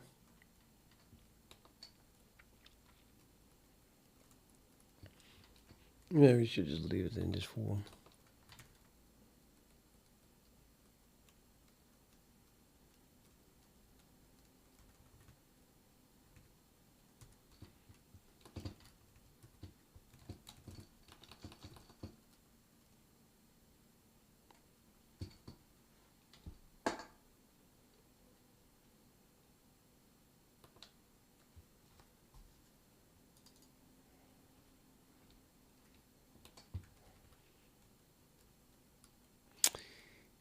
Something is not right.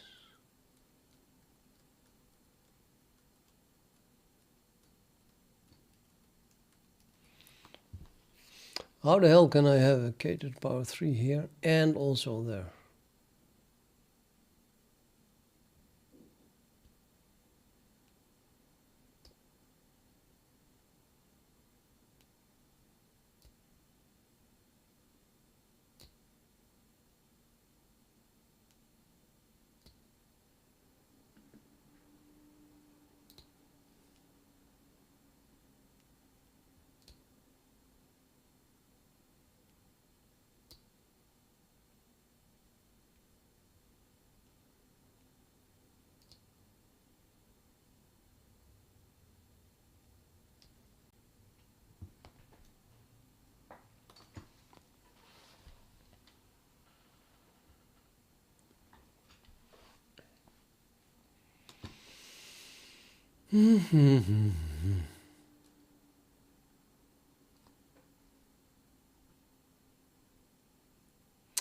Check this formula for m is 3.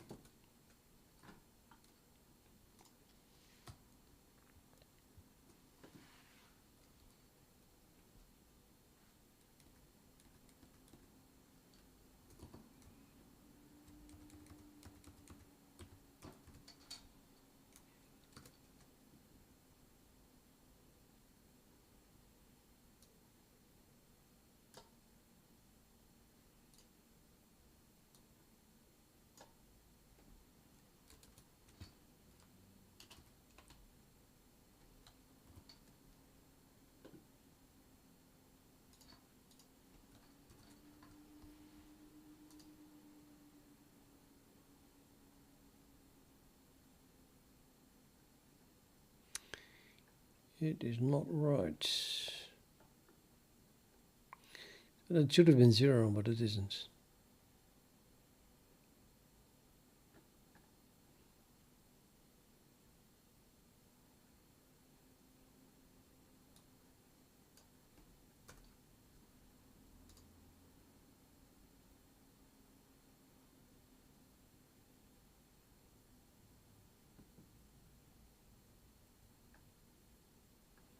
It's getting lazy.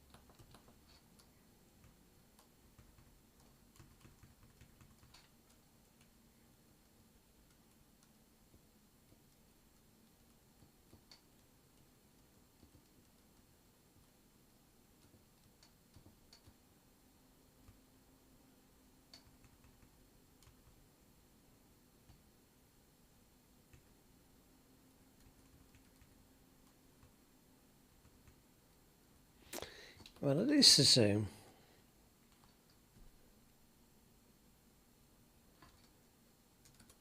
So how does it see that it is 0 then if I subtract this? Minus the thing that it says is the result. Wait, it's not there. There.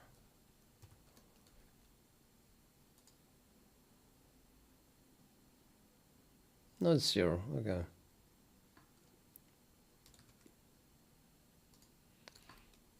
But that is the same as putting the k squared on the other side.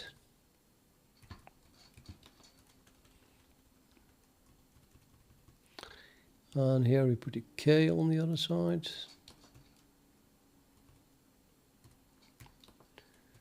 And remove a few spaces. And here we put parentheses around it. Remove some spaces. Exactly the same thing, right? Let me copy that. Now we subtract that instead, and that should be 0.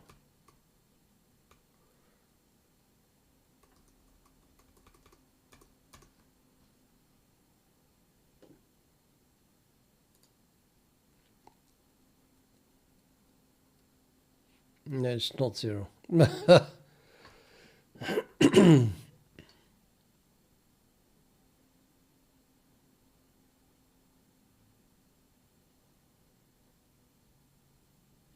This square is on the wrong place. How did that square come here?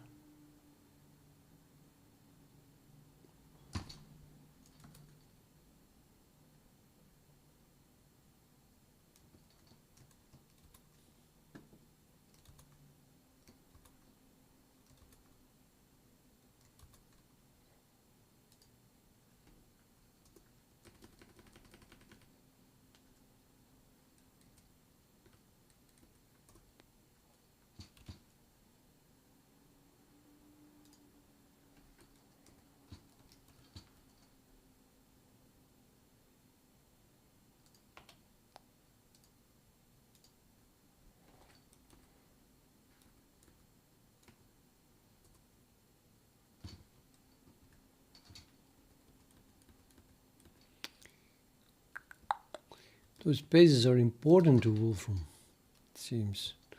4k to the power 3 plus 6 times 2n plus 1 times k squared.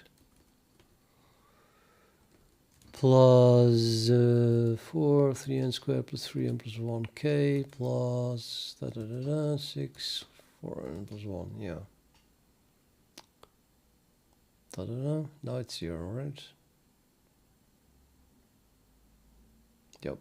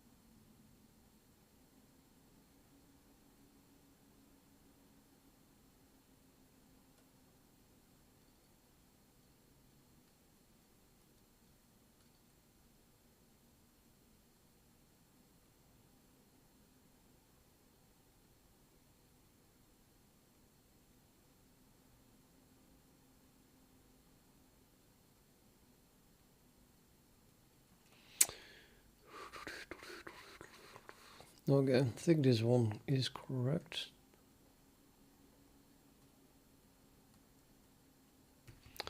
What about this one then? Check that also again.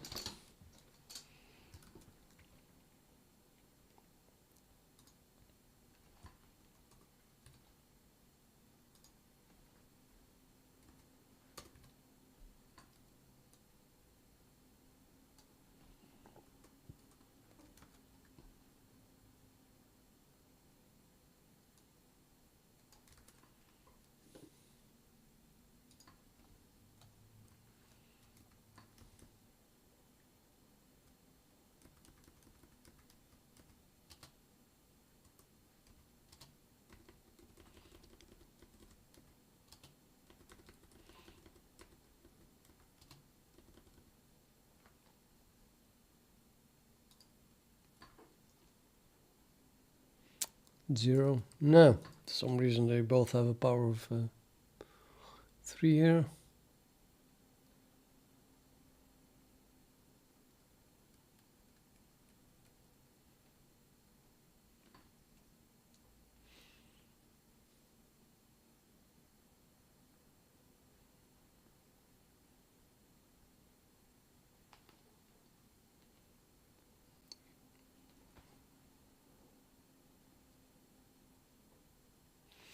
Everything is correct. Yeah, it was already correct. Huh? 2k plus pn 1, 3k to the power 3 plus 3 times pn1 plus pn2, 4 times k to the power 3 plus 6 times pn plus k squared plus 4 times pn2 times k.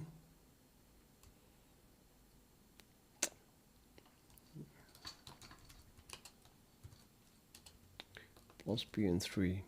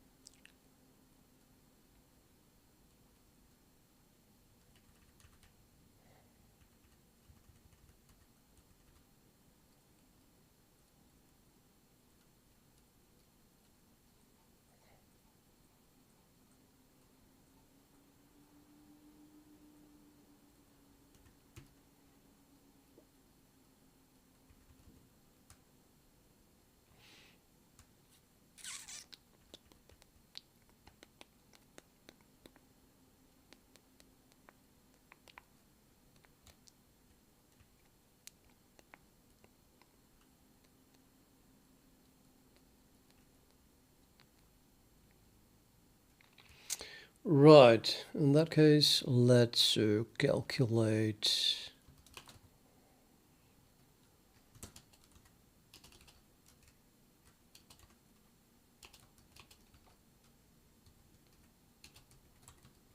and print.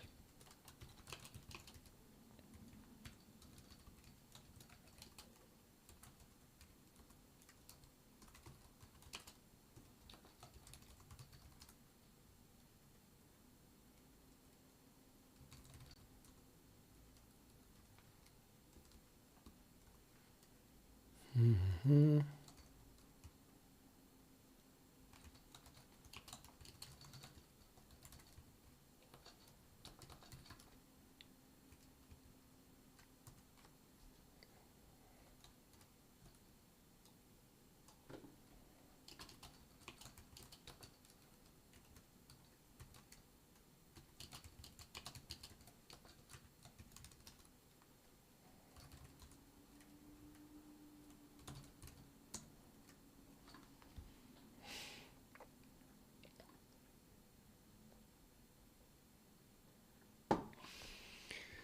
Now, I want to see more precision.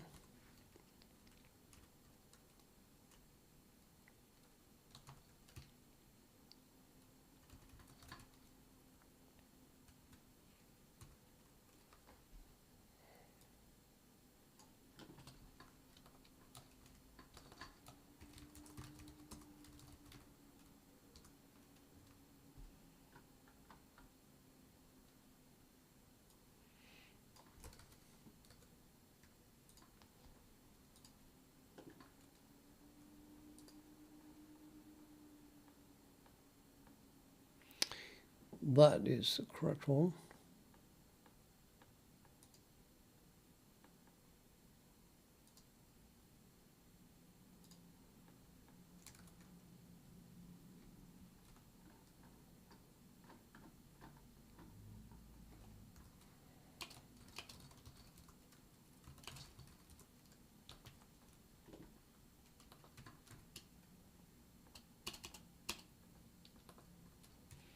Yeah, not very accurate. Not very accurate. Well, actually six digits behind the comma. Is that because you only go to 1 million?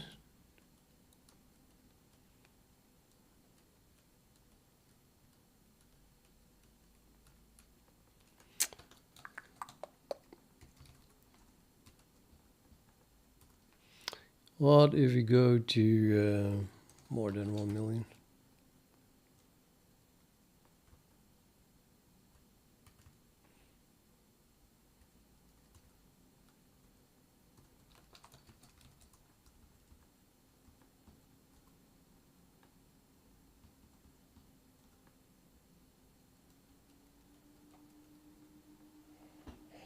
Then it becomes slow, and not a little bit.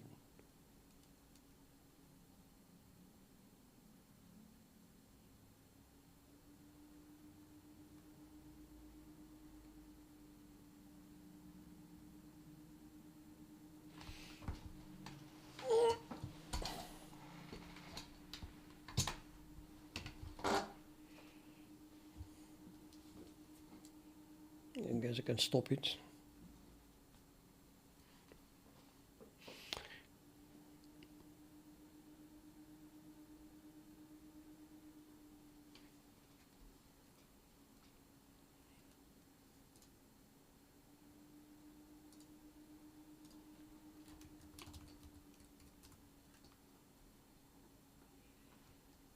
Is this better?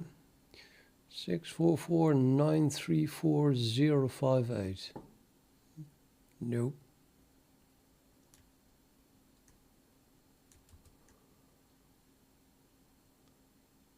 No, well, actually it is. 64493406668. No, it's not. What? 9340. Okay, so it's wrong here. This 6 is wrong. 66 is 58 there. My God, it's like really, really, really bad. Still going on.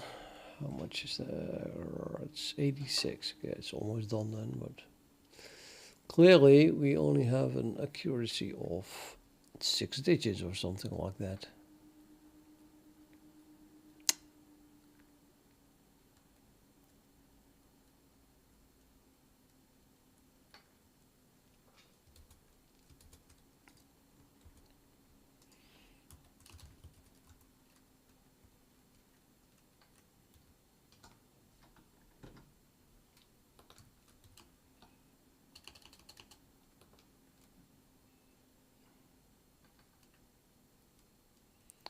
I've got a minuscule better, but not very super good. Yeah, that's not going to work. I need much more accuracy.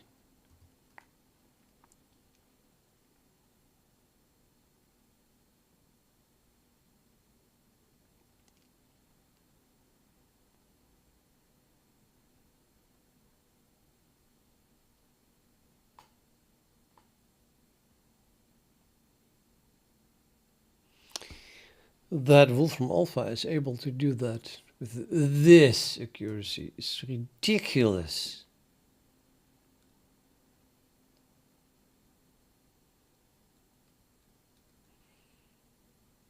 More digits. No problem.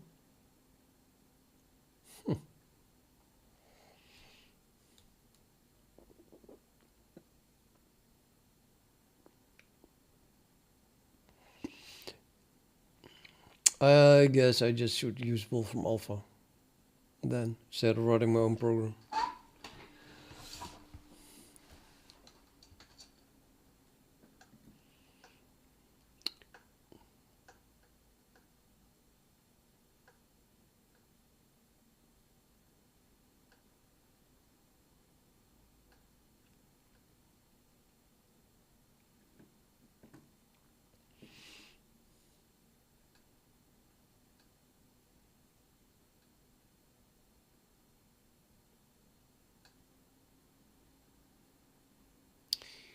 Although it's probably not able to do that. This is Google Chrome, or Chromium, whatever they call it. 1, 2, 3. I'll make it a bit larger.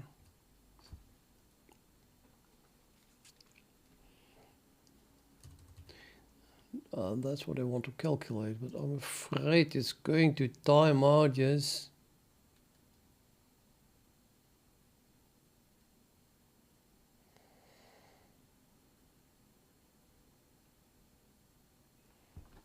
Does not want to do that.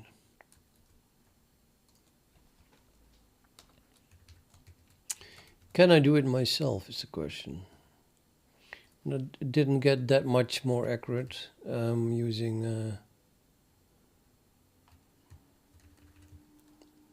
a billion. Let's remove 2 things. 10 million. Could do 10 million here as well. Can I calculate 10 million to the power 3 anyway, times 4? And then do accurate calculations with it.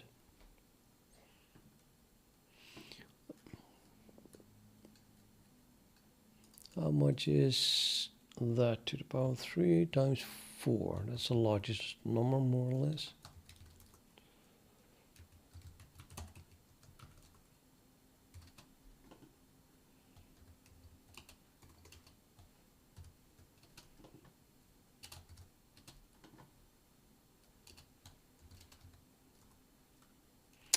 Seems to fit easily.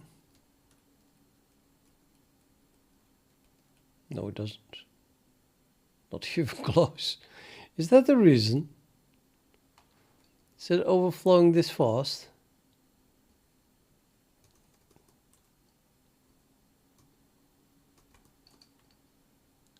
Oh.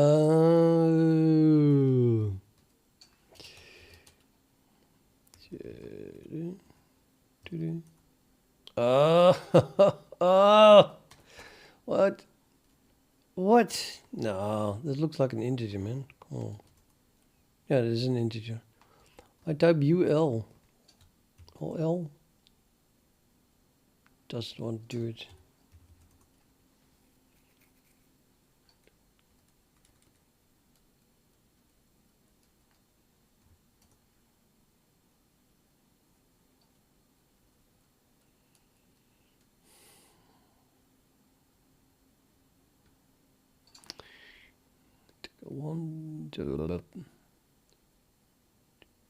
It's 4. This is 32 bits. What the hell?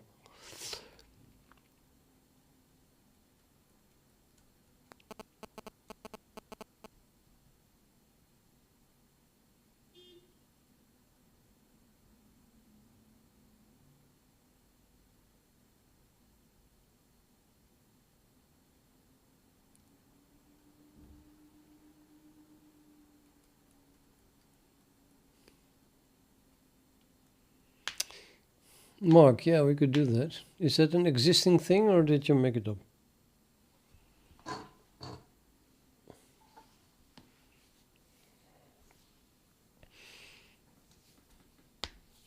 I can check if a number is a prime easily, but if it is not, then I'm afraid I did not really store any data about what the factors are then.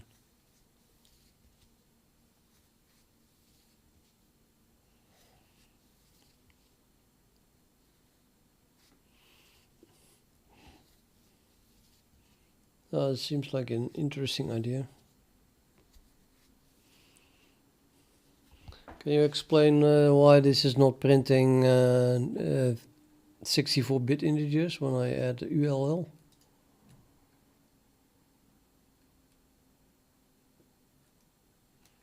Useless shit. Let me do this on my calculator.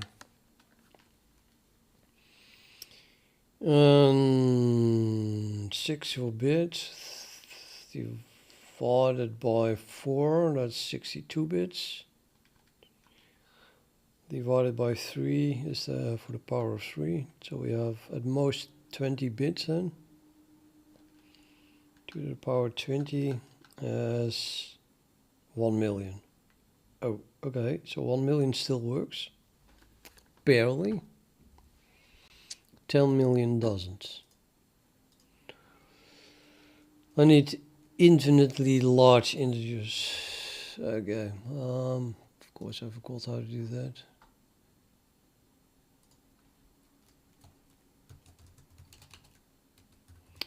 What's a quick way to get arbitrary large? Oh, let's have rational numbers.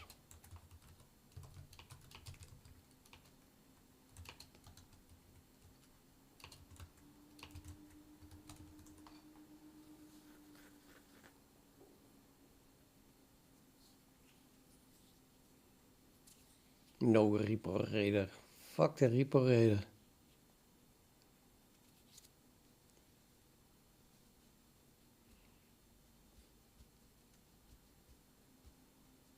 Yeah, libraries, yes. Boost multi-position. The GMP is of course the way to go.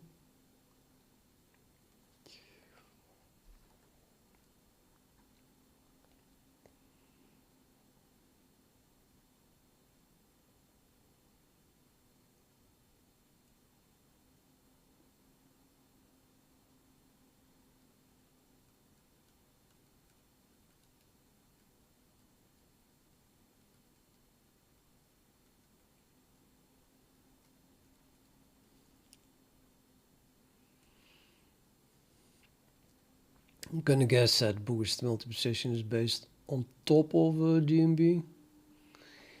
Because why would you reinvent the wheel? But at least it's fast enough.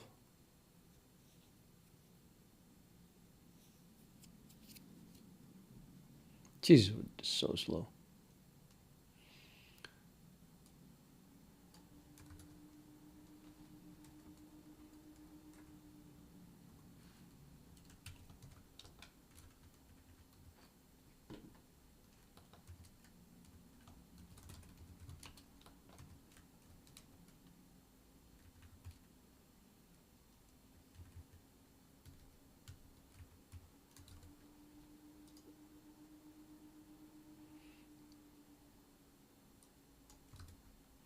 Stop bloody generating.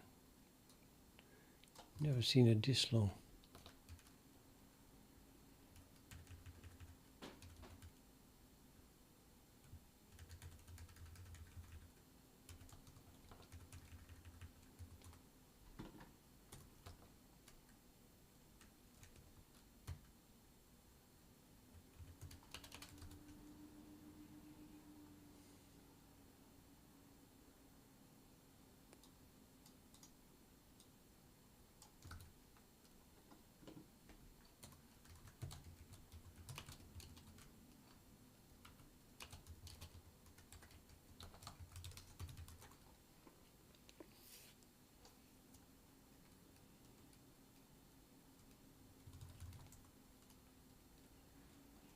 That works. Amazing. Let's use this.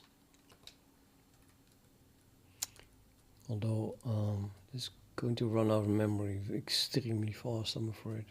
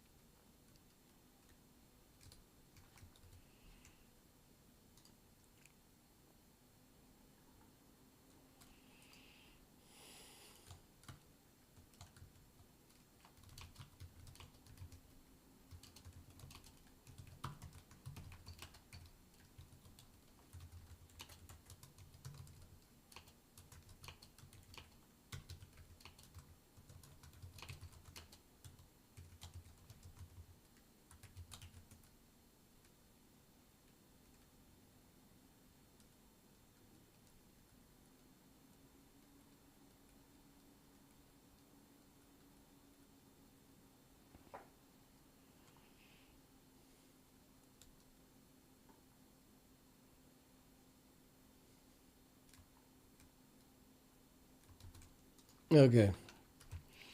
So I'm going to use CPP then, because what CPP int.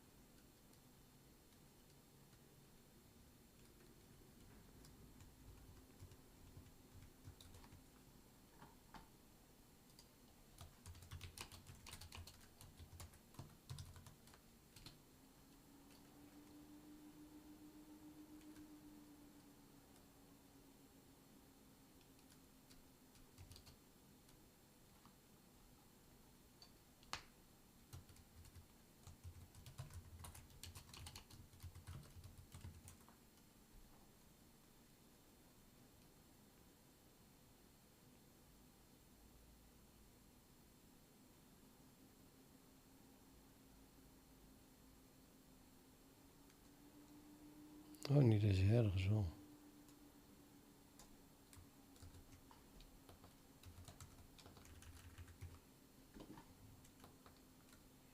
Oh, yeah, already had it.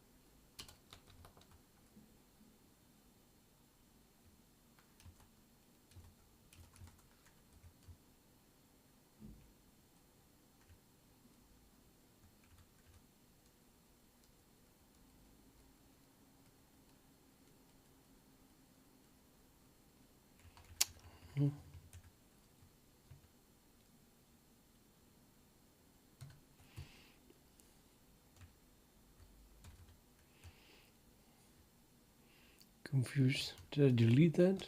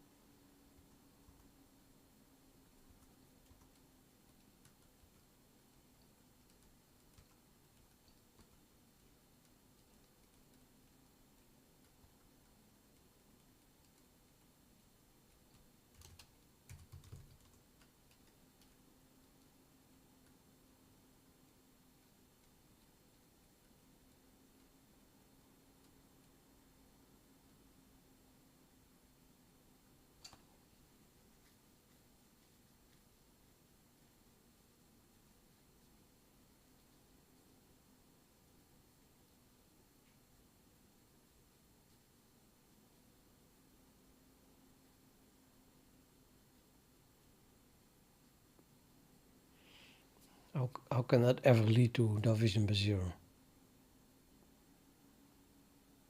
Unless power itself is 0, which it should never be.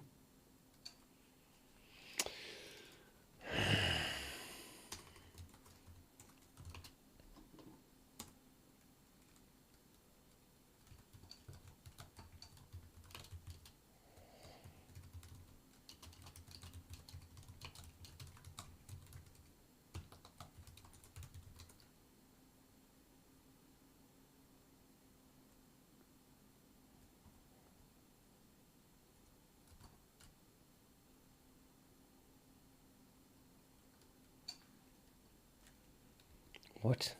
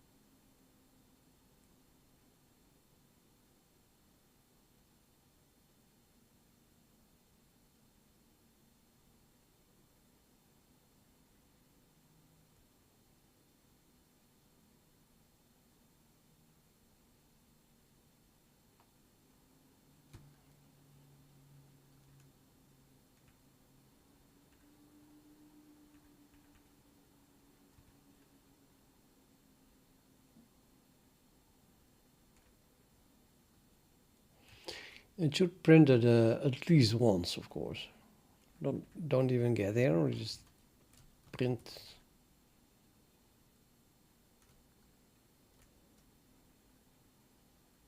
Oh, it does print it once. Power equals 0. Okay. Oh, I didn't see that. And it is 0. Why is it 0? It should be equal to n. Oh, right.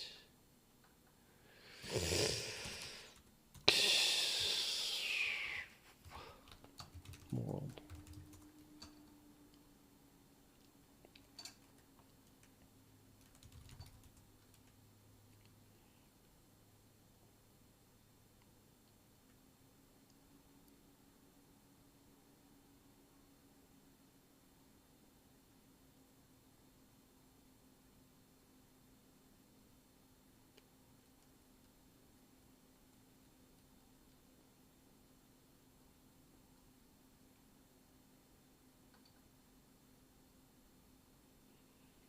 Yeah, big numbers.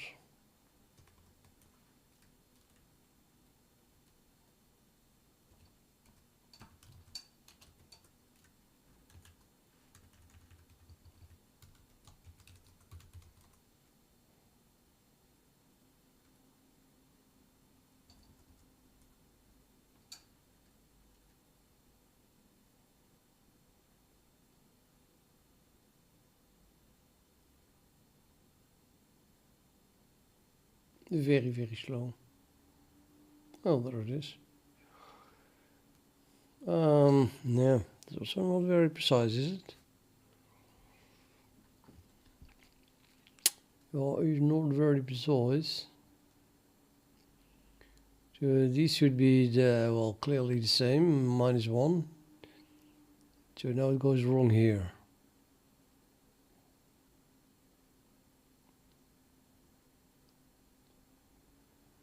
Here is 1, 2, 3, 4, 5, 6, 7, 8, 9, 10, 11. Maybe it's a double precision. Maybe it's a double precision. So what shall we do then?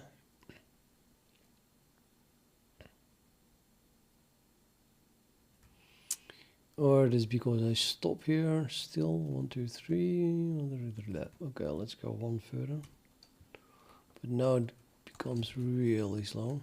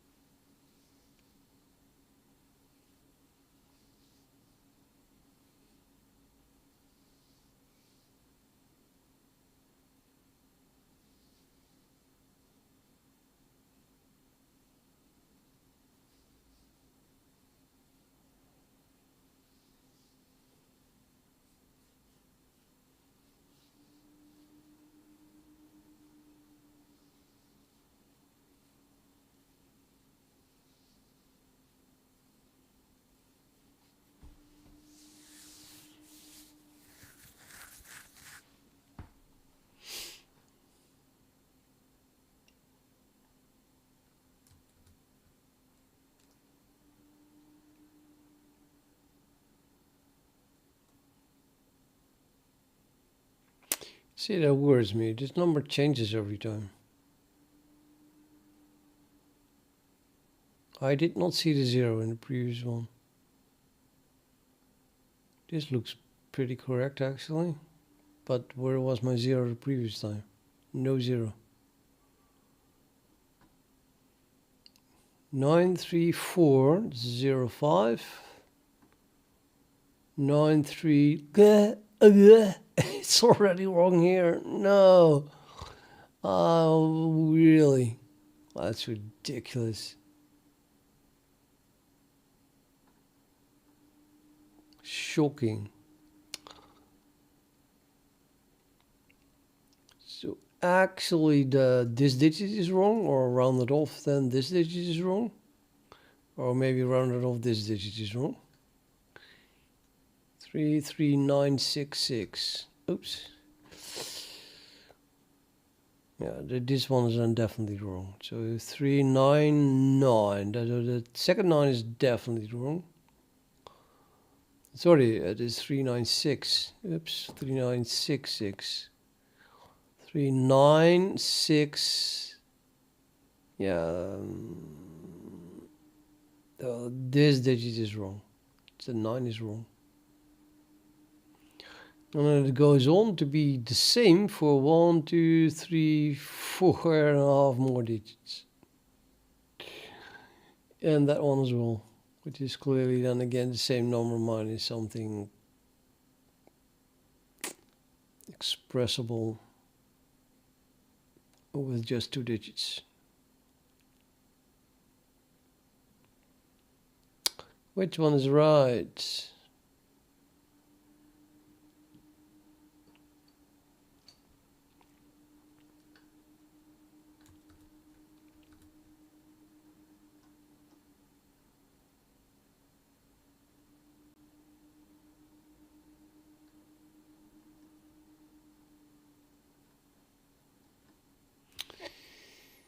Poo-poo. No, maybe if I try this then.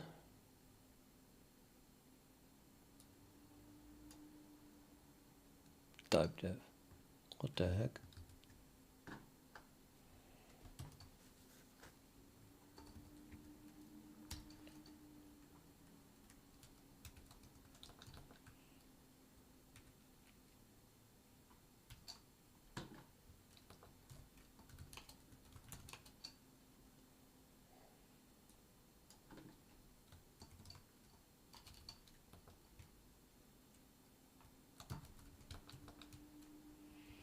Okay, I call it a high precision float type.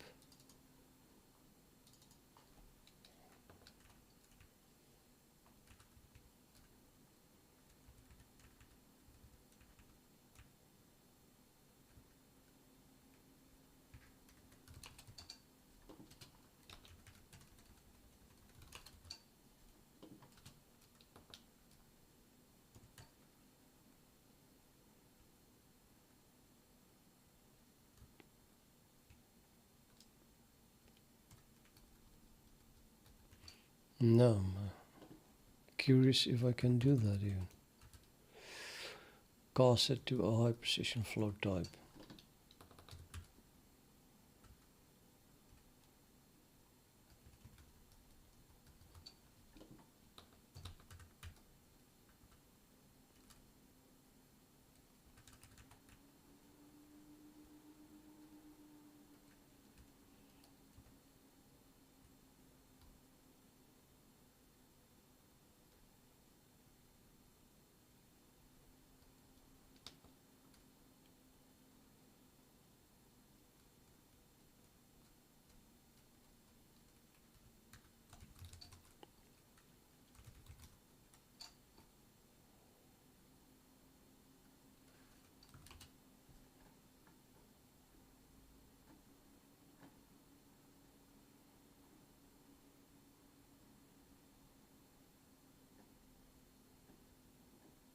Doesn't like it.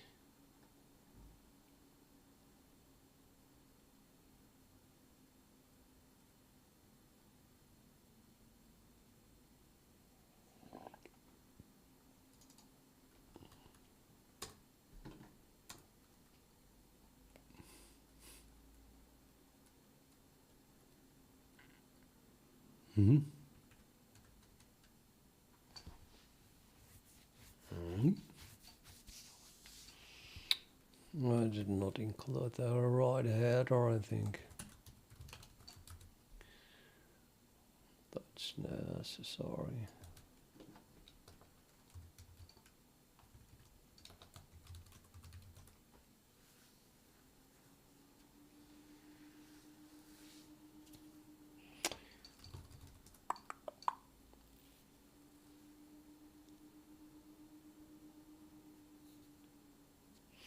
Yeah, this could take hours. I don't know. So let's start with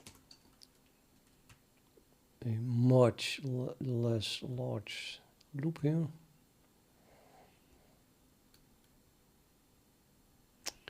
I'm gonna go for 1,000. I want to see outputs.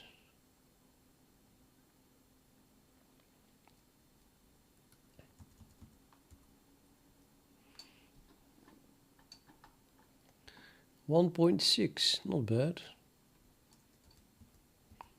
Pretty fast as well. So how much slower does it get?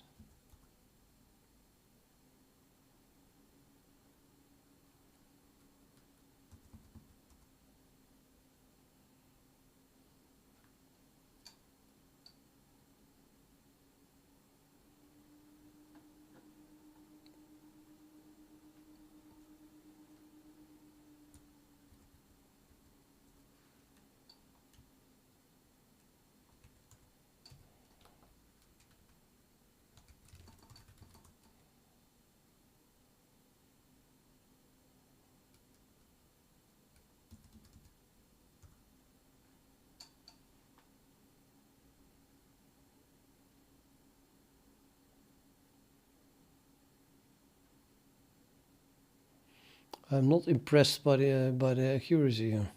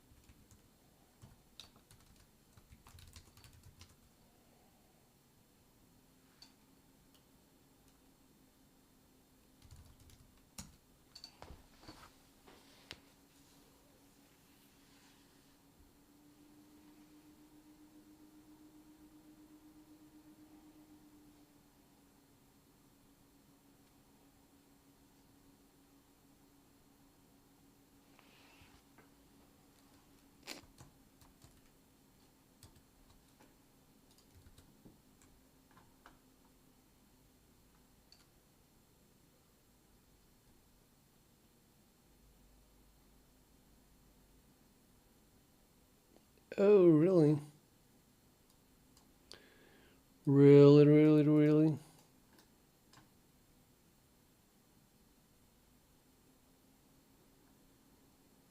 Still needs that precision apparently.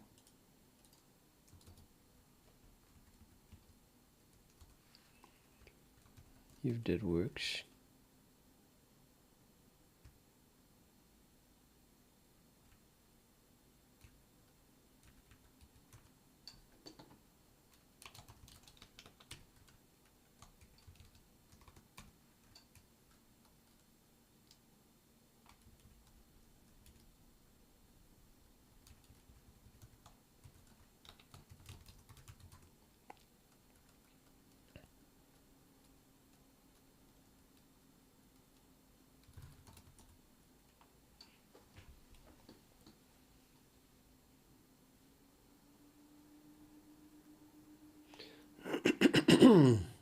No, there we go.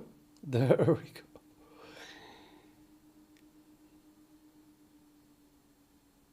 And still not more accurate than here, or what was the correct answer? I've got that. Yep. But a polygamma 1,000,000.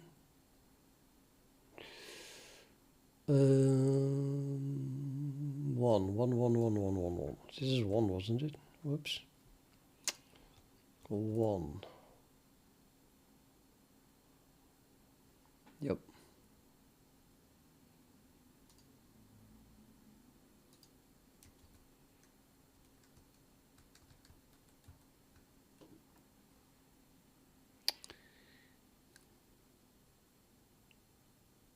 Now I'm shocked. Beyond shocked. Holy, what is going on here?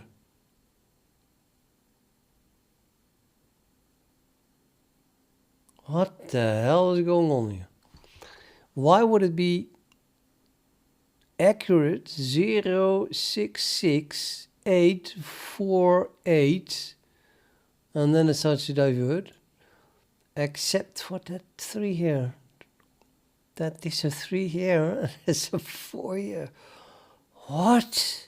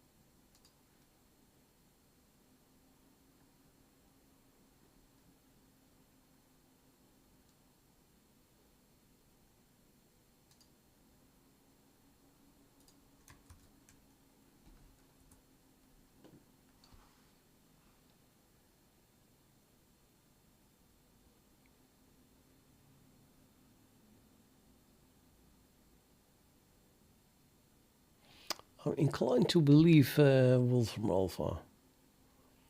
So my code, for some reason, makes 1/1,000,000th disappear.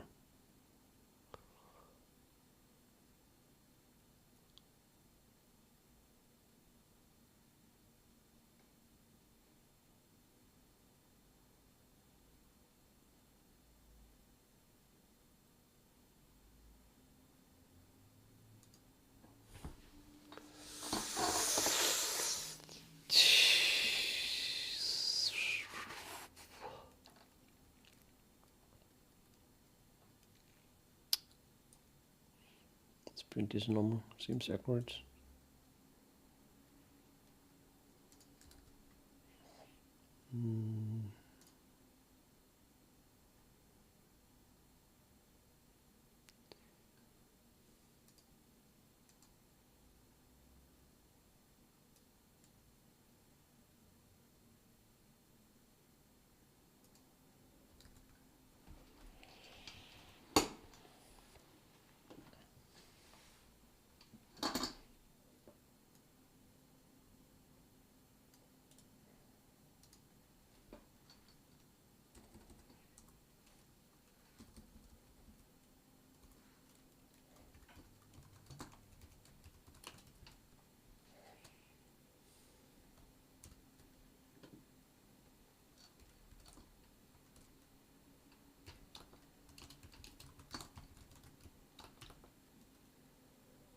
That's the correct answer. And, well, I can do 2.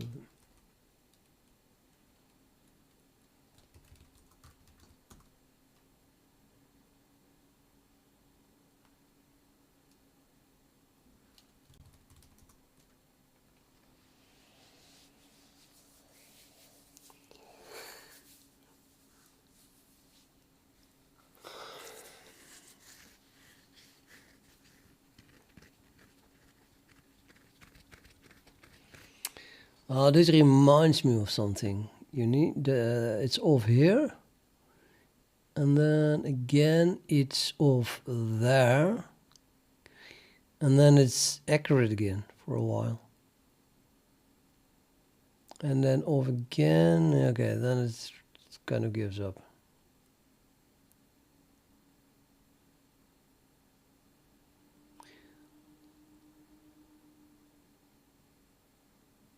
So not entirely, you know, even here. These these.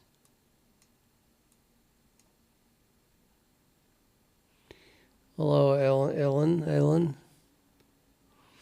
Yeah, I'm good. I should eat. It's dinner time since a while. Yeah. Those things are not coincidences, of course. I think it was a mythology video that I thought is something. He had some kind of series. At least it was YouTube. Someone was doing also calculating something till many digits, and they found deviations every so many digits. Exactly what I have now. But what the hell was that video, and why did it happen? Because he did explain it in the end. There was a reason for it.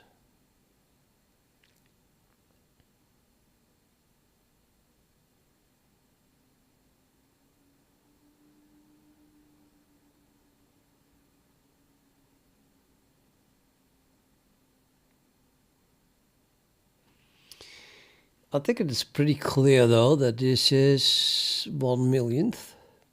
And then again 6 digits further. 1, 2, 3, 4, 5, 6. Not really, that would be the 7th digit then. I'm gonna go for 10/1,000,000th. Yes, definitely. 1, 2, 3, 4, 5, 6, 7. 1, 2, 3, 4, 5, 6, 7. 1, 2, 3, 4, 5, 6, 7. So this deviates already here, but that's because the deviation is equal to 17 times that. And so here it is 1,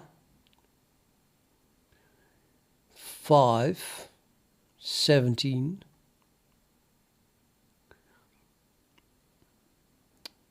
1, 2, 3, 4, 5, 6, 7. So this is like way more. Way more. Well, yeah, none of those digits are equal.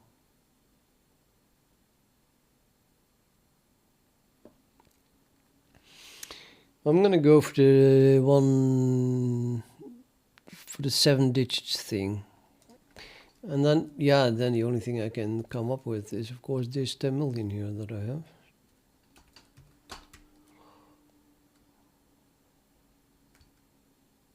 I don't have 10 million here. I added the 10 million here. Am I stupid? I had now it's 1 million. Okay, I think that it's just accurate until the number of digits that you. I mean, if k runs to 1 million, you just get an accuracy of 6 digits, which is very sad. Very sad.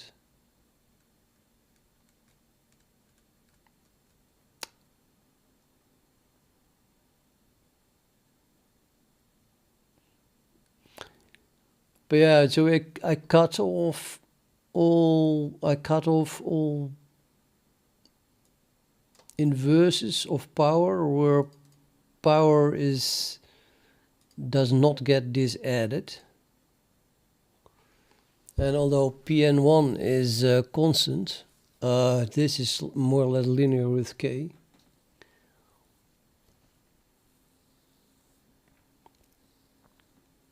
Because it depends on how large Pn1 is.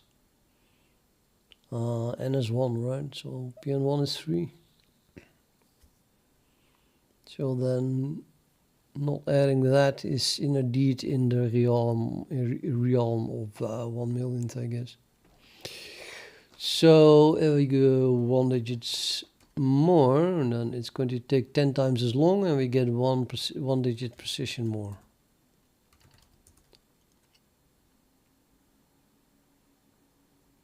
And then I mean that one here. Not even here. Looks like the same, but no.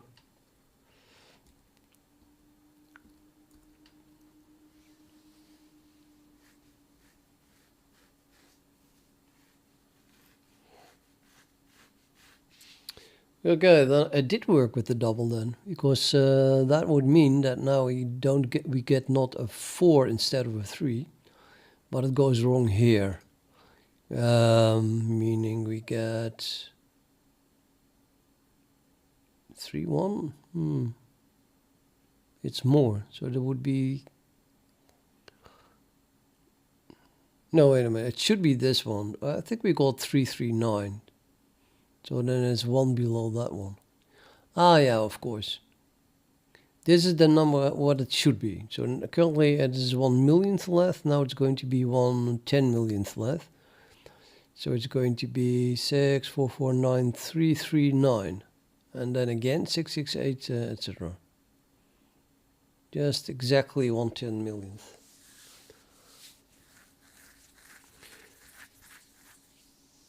So the reason is that to get the correct number, but it deviates some Taylor series in 1 over k.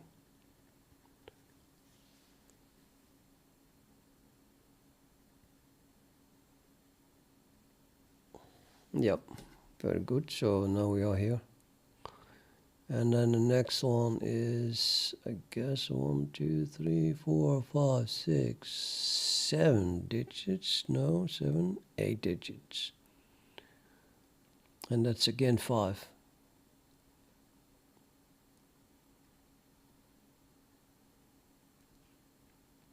So I can improve the accuracy all the way up till here. You can get this many digits accurate by simply adding 1 over k .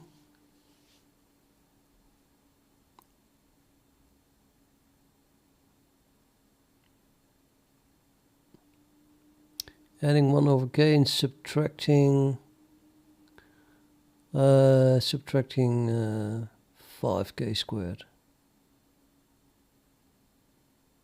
And then we have that accuracy. It still isn't much.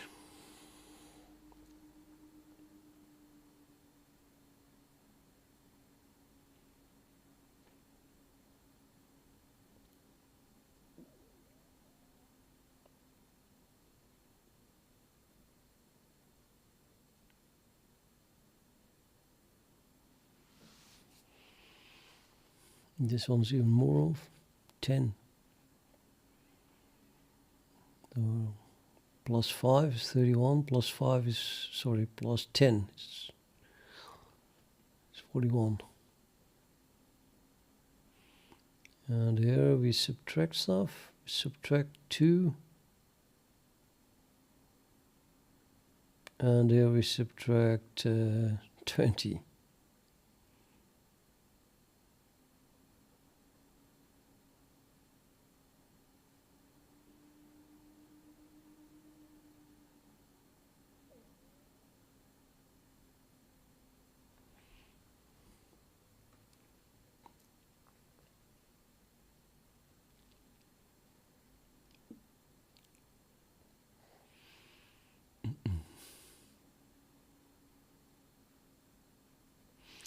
I'm going to use Wolfram Alpha, I think. Can I get my half, 1/2, with the precision of Wolfram Alpha?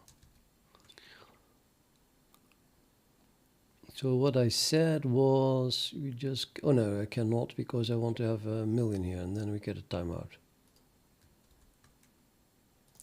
Can I do a million? I think that, for me, that's not a problem, right? Just pass a million here. Let's pass... Let's not pass a million, let's pass... Oh, let's pass 1000.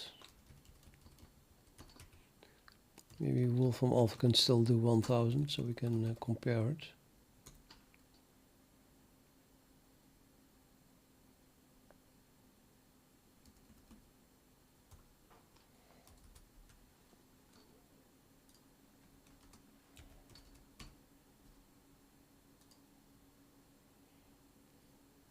Yay.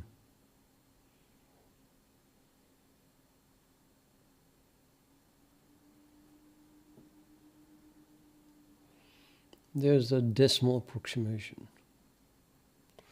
0.00100005. Unbelievable.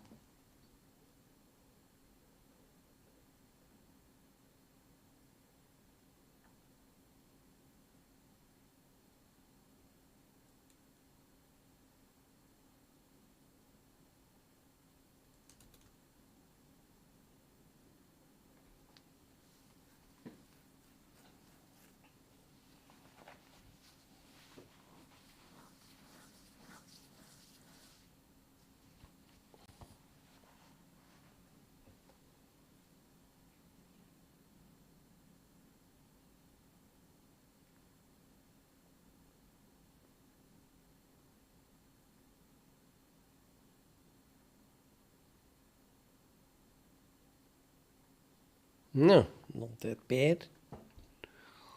001.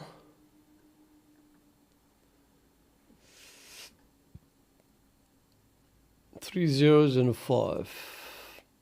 And here we got a 4. So that is again 1/10 millionth exactly.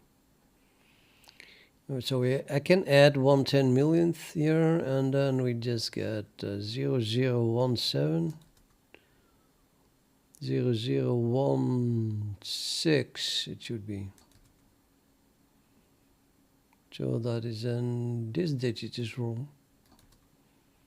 And then we get 66666 and then lots of 3. The 6 is missing here. And here's 11 too much. So deviation is 0.000001. I have to add that. But then we have to subtract something. I'll forget about the subtraction. That had to be a 6, right? Yes, so 1. It's 1 off anyway.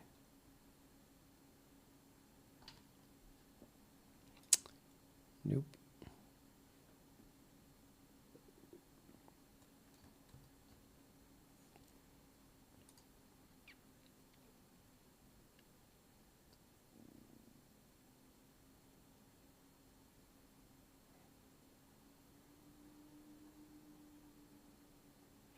So even though the total number is 1,000th, the deviation is still at 1/10 millionth. Oh my god. So I will not get any accuracy at all if I make this 1,000 a million, which I wanted to do.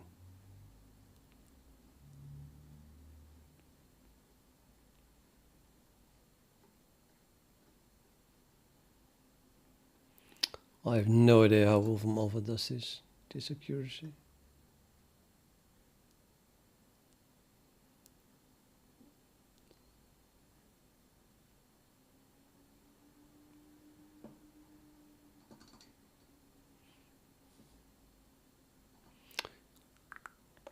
It looks like it has an exact expression here. Pi squared over 6 minus an integer divided by another integer, which I can totally calculate as well if I knew what that was. How are those two integers calculated then?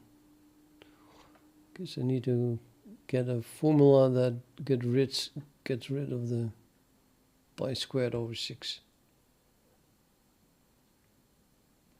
It's not using the same formula as I am, that's for sure.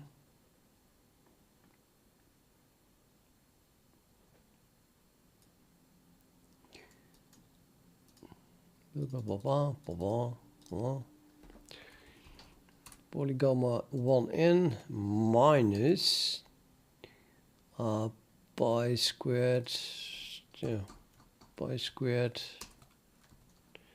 divided by 6.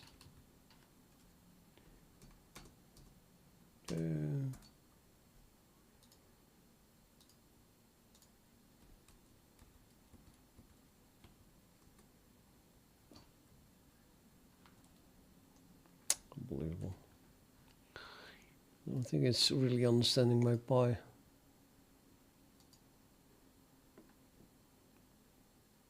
No, it is, okay.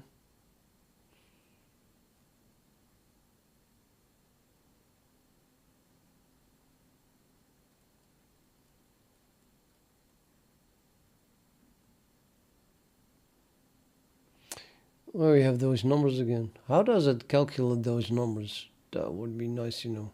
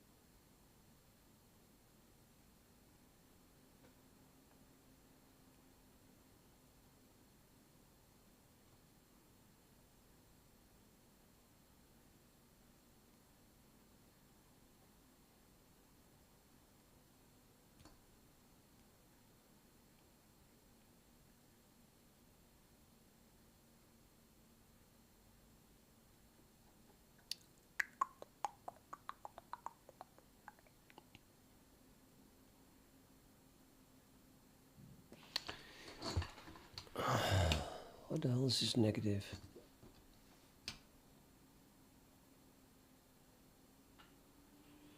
Oh, right, yeah, it is negative.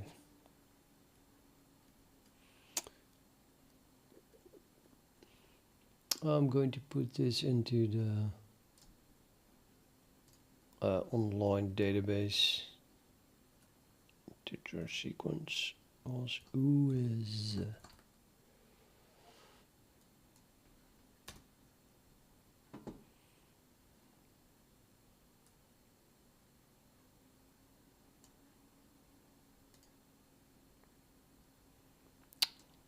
this one, oops. That one.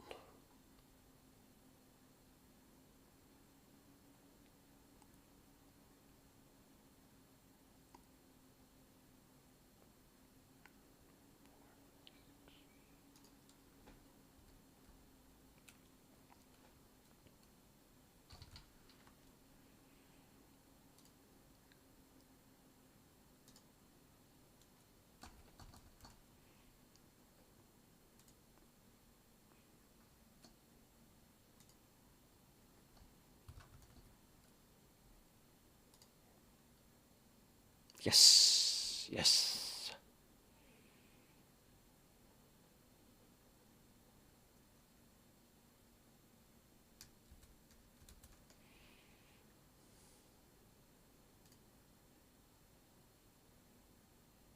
One 76400, 705 600, 6350 400.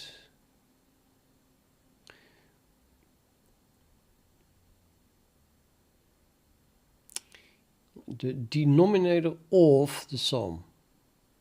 It is exactly where I got it from. Ugh. Or not. Wait a minute. This is not an infinite sum at least.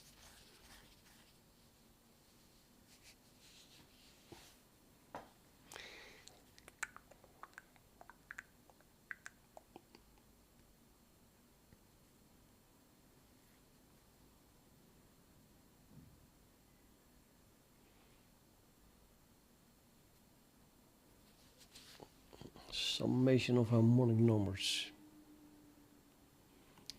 The denominator of pi squared over 6 minus z at 2x. That's at least me back to exactly where I started. Why?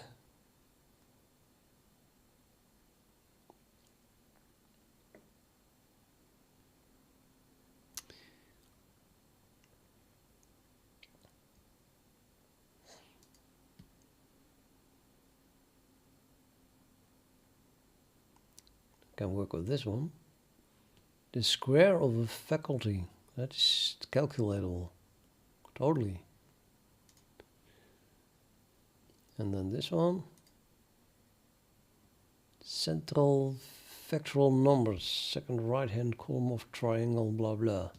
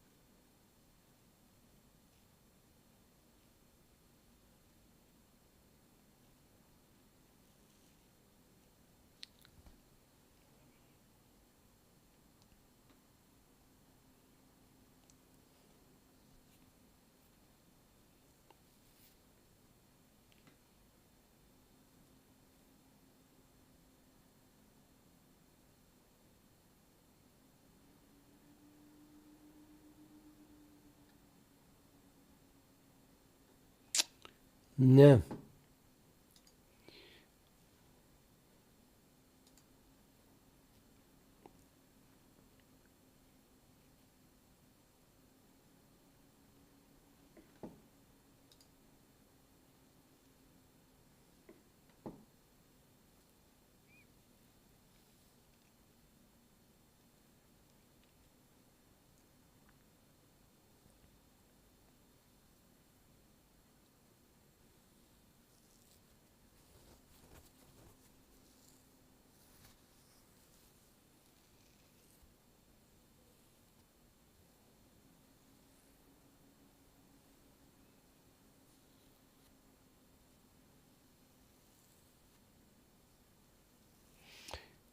But that is what we want, right? 49 over 36.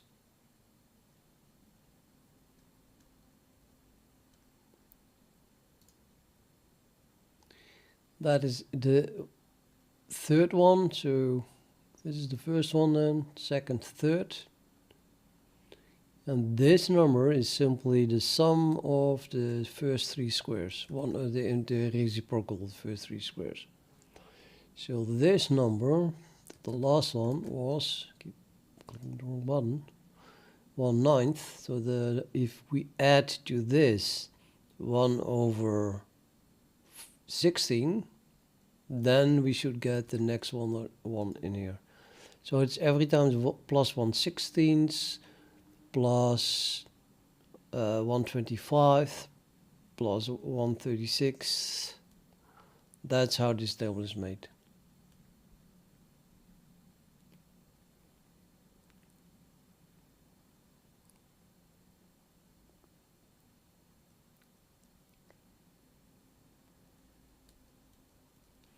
Am I right or am I right? I am right. Yes. That's a way better way to approximate this. And then we have, we need an accurate pi squared over 6, but we can get that from Wolfram.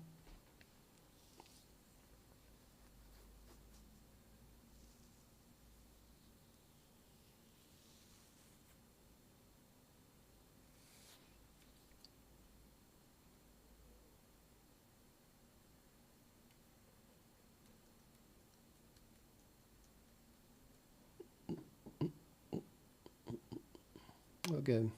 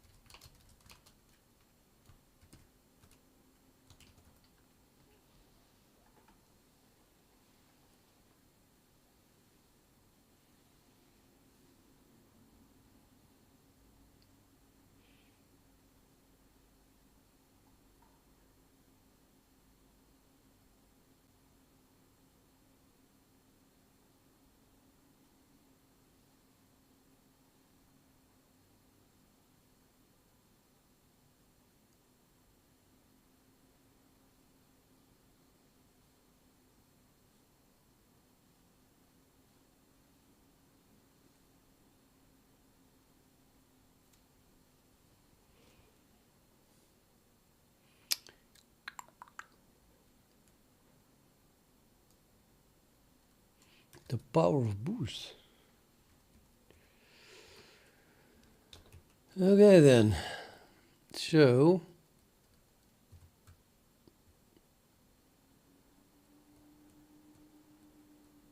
let's start over because this whole thing was not a good approach it seems.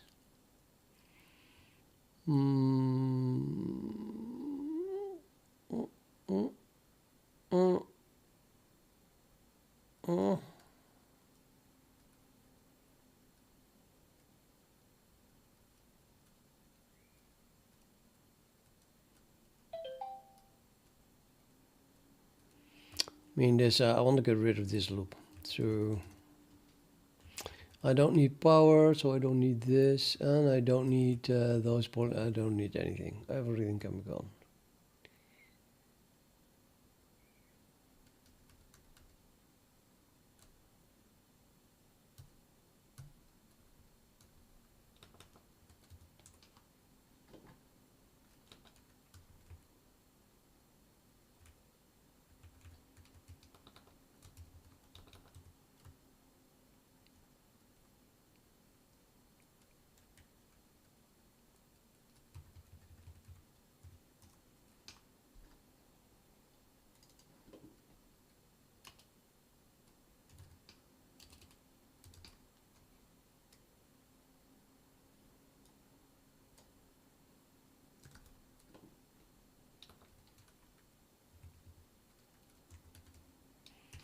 High precision pi.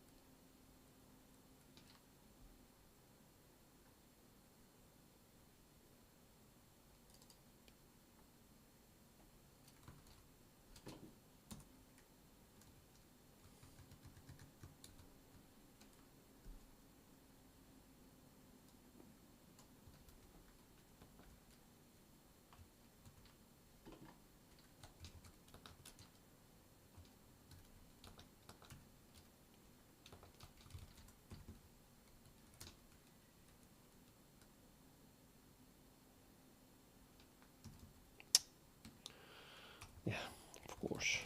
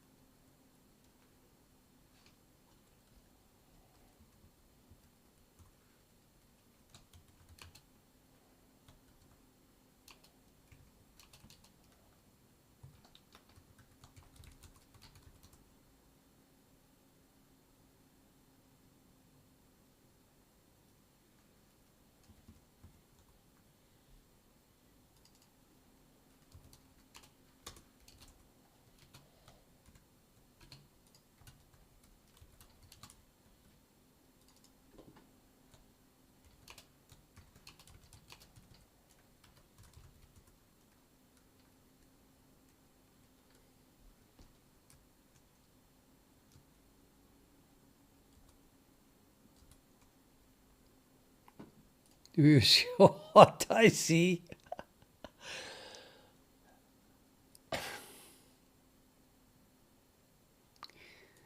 That number. That is 1 less than pi squared over 6.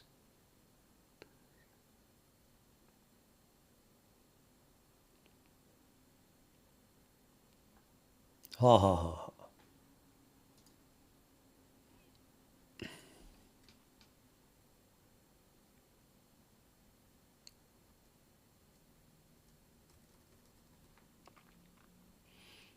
Well, then I don't even have to look it up. Apparently this is correct.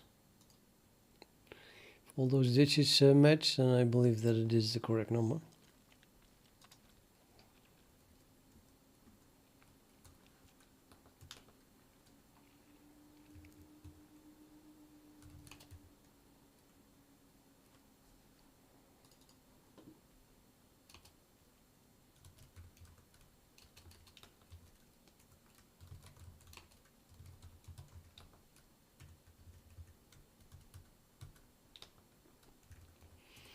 Okay, so we have this, and now we have to subtract from that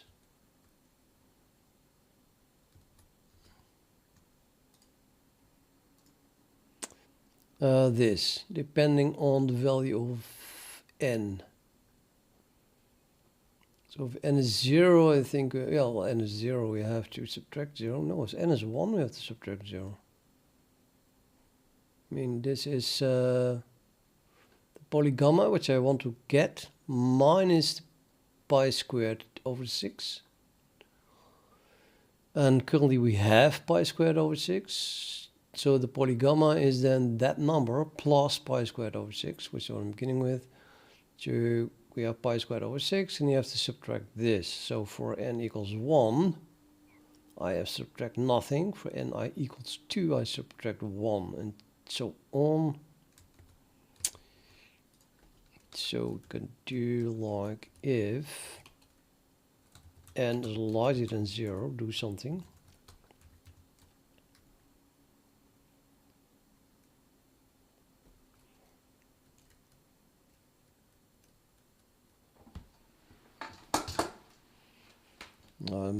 I just want to loop, I think. For int k is 1, k is less than n, plus k. So if n equals 0, then we don't do anything. If n equals 1, sorry, if n equals 1, we don't do anything. If n equals 2, we do something one time. Yep. And what we should do is subtract from this the square of k.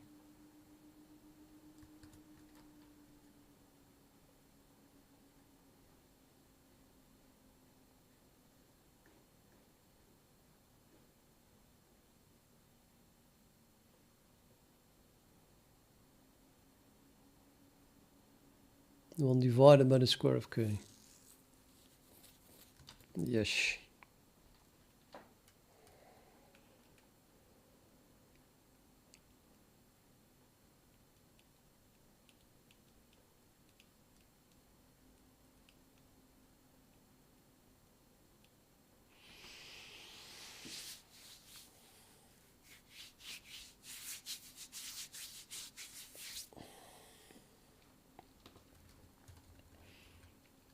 Let's make this just an arbitrary position thing. Was k times k, and then I want to subtract 1 over that. How do we do that? Probably Gauss and CPP rational.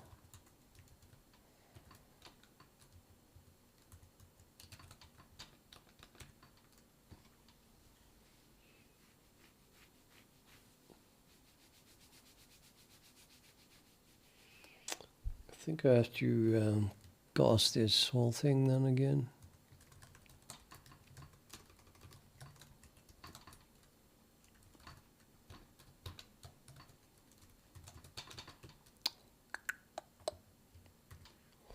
Do that should work.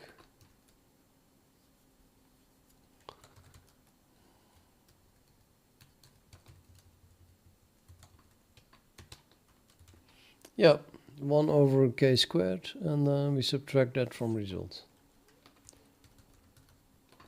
No infinite loops anymore. Yippee. Finally we have a high position.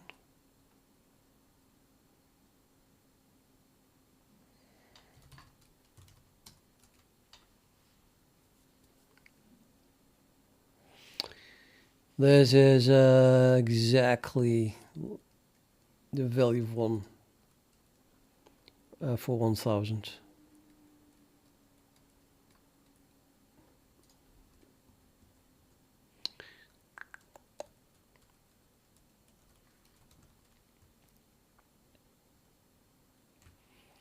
So we're doing 1000 and then 1001 and 1002.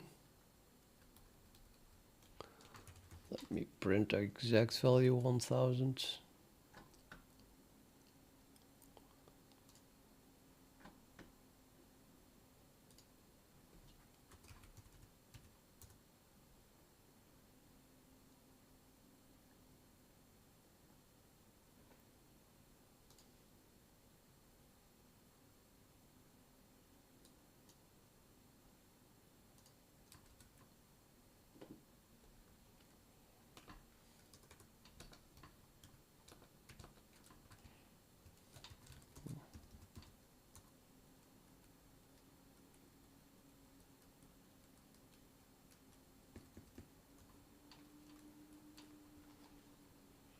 Yep, he got it all the way till...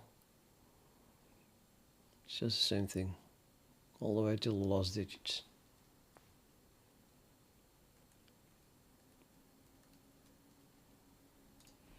Super good.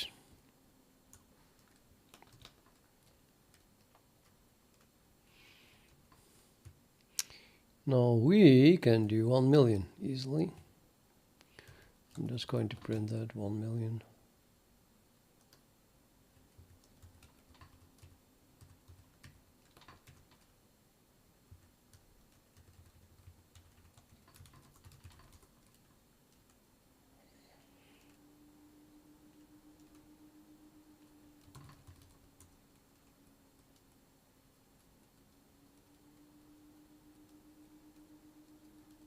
Oh, like that.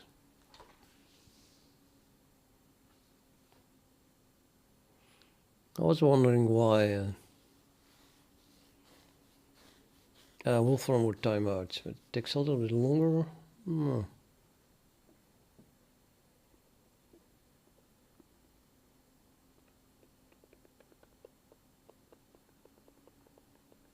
Yeah, there you have it. You all can already see what it is. It is 1 plus a half divided by n. plus, well, what is this, 160 divided by n squared.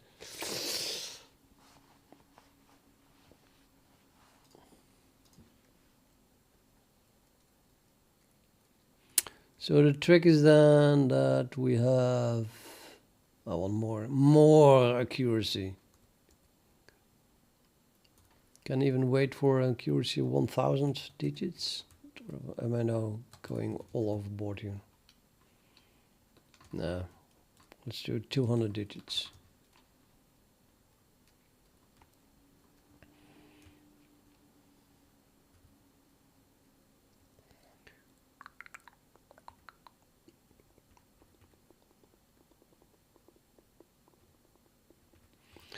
Right, so the half is the polygamma of 1 million-ish. Let me just calculate this. This is high precision float type. R is this thing.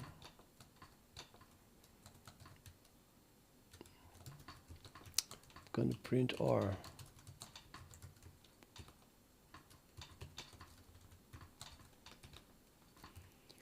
And we're going to print in fact -1 and then all divided by 1 million. So actually let's call that n then. Int n is 1, 2, 3, 1, 2, 3. And I had it on 10,000, but 1 million should be enough. Or did I, was it 1 million? I don't care. Make.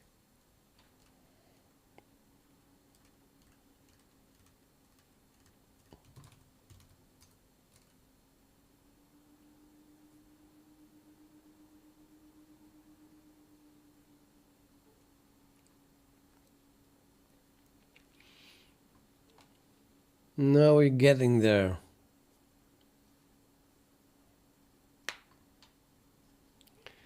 This is not what I expected. I hope to get 1/2.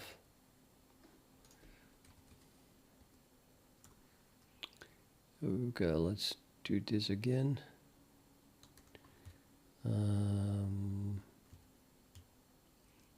Just a polygamma of 1, million is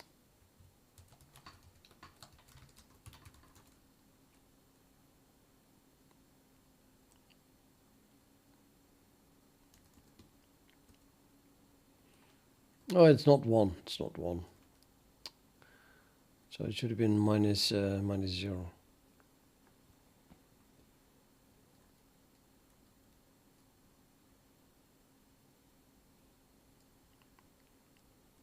It is 1.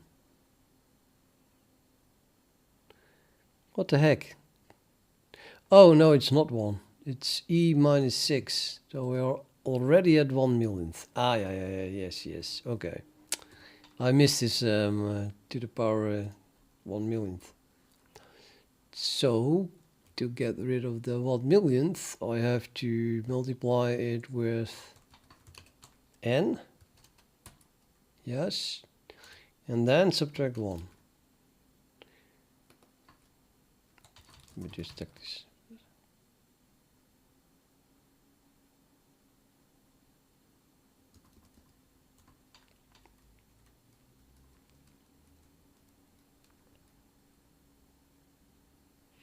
Well, I subtracted 1 and then I had a -1. But I should not have subtracted anything. So that's why I said I should have subtracted 0, aka I should have done -0 instead of -1. See, now we have a half. So if I multiply this with n again, we get my half. Why am I still doing this? I'm going to go there, so. And then we go here, and then we do all this times n. that gives me my half now finally. Thank you. And I still should go eat. I'm waiting for Post Bunny to kick my ass. I feel like ordering Chinese. Do that now, and then I can go over 10 minutes and pick it up.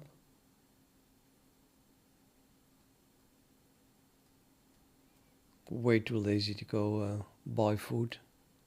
I should have stopped now streaming and then run out the door so I'm in time in the shop to buy food. And then I can go cook. That's what I should do. Tomorrow I can't eat either because I have to play chess. I can eat later actually. I have to play chess during the afternoon. Yep, there's my half. Okay, so we subtract 1/2 now, and then we multiply again by n. And that's how we build it up. So minus 0.5, hopefully it will do that. And then multiply by n again.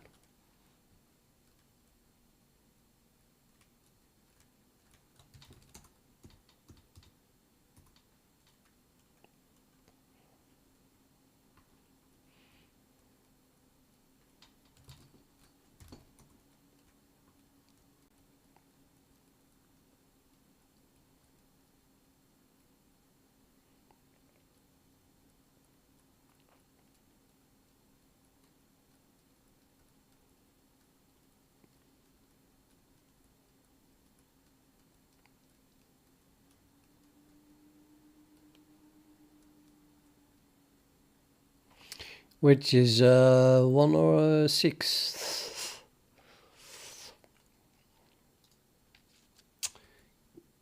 So if I go here and I say give me the polygamma of 1n, it tells me that we have approximation at n is infinity of 1/n plus 1/2 times 1/n squared plus 1/6 over 1/n to the third. And the next one is minus 1/130th times 1/9 n to the power of 5. So let's see if we can get the minus 1/30th also out of this. And then the next one, if you can get it, it gives me more information than I get from Wolfram Alpha. So I need to get 2 more terms, minus 30. So we do this, I guess. I could do it times 6, I guess. Times 6 minus 1 to get accurately.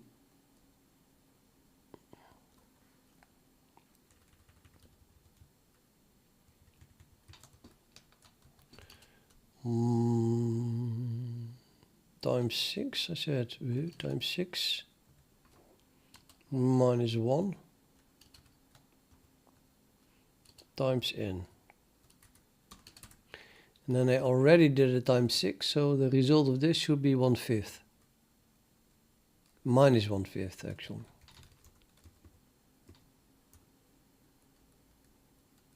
Does it look like it, or does it?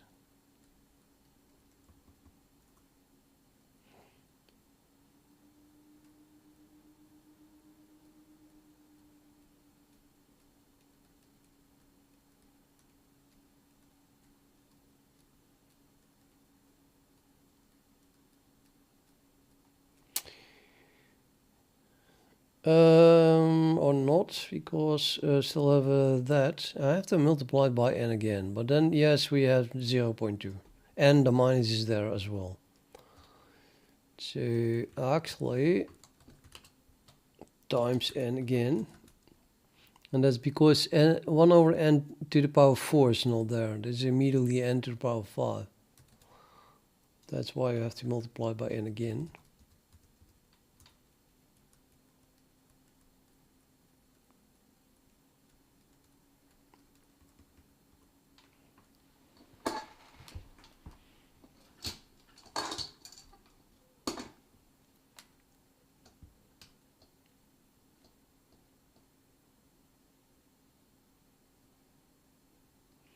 Hello, Joy. Yay, minus 1/5. So do times 5 plus 1.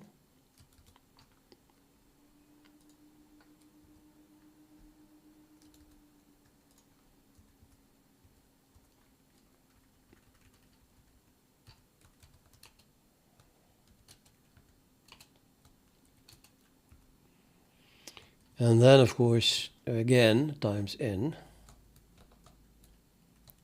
And we don't know how many, but at least one.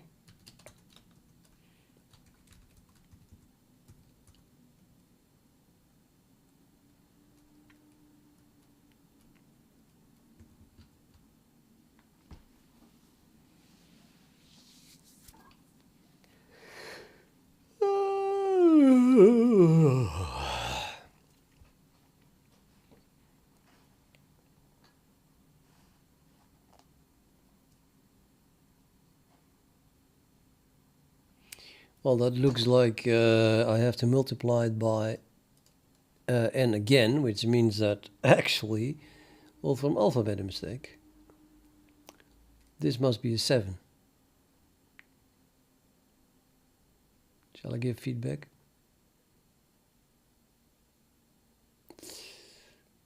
Yeah, can't give feedback. I don't care. But the n to the power 6 thing is 0. So we multiply it again by n to get the one with n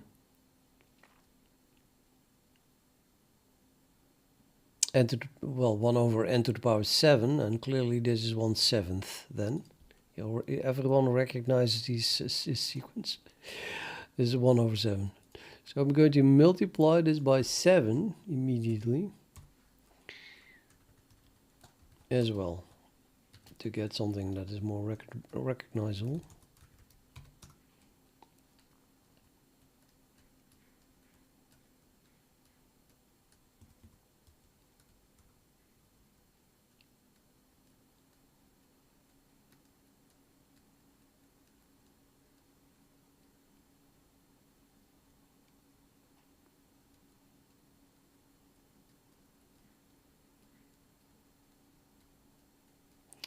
Which is 5.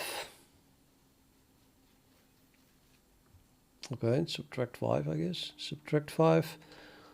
And then multiply by n again, I suppose.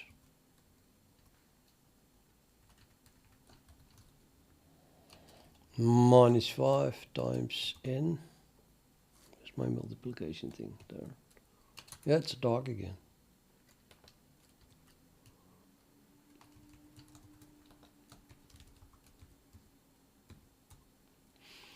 Now, you can only do this when you have a very, very high accuracy, of course, of the function to begin with. But we should have pretty damn close to 200 digits in accuracy here. So it just keeps working.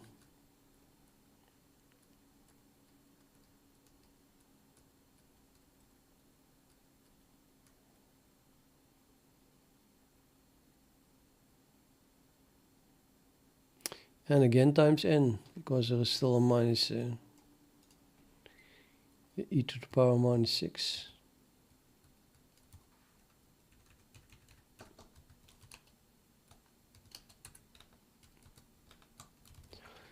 And then it's minus, 7. So I have to divide it by 7 now to get 1. Or shall I just add 7? Probably more logical. So you times 1,000,000 and then it's minus 7. So let's add 7.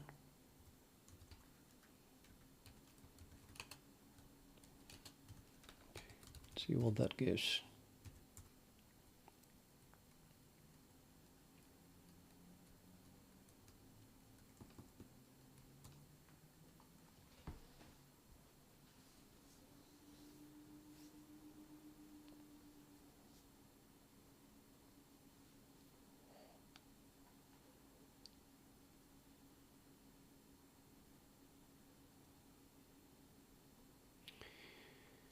That looks like 1/11th, or no, what is it? 09090909, what is that? It's 1/11th, I guess. Yes, of course it is.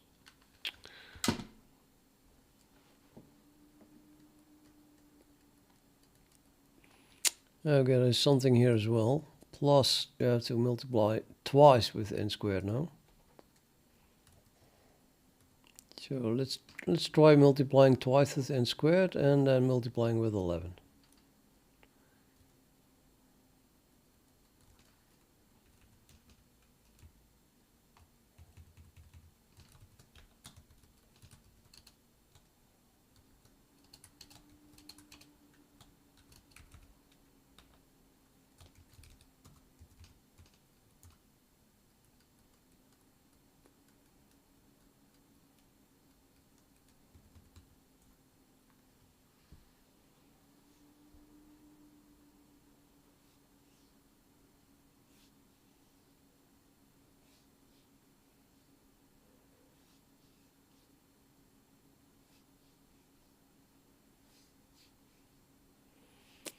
$175. Now you see, we still have extraordinary precision. We just know that it is exactly 175. More than 3 digits, more than 6 digits precision.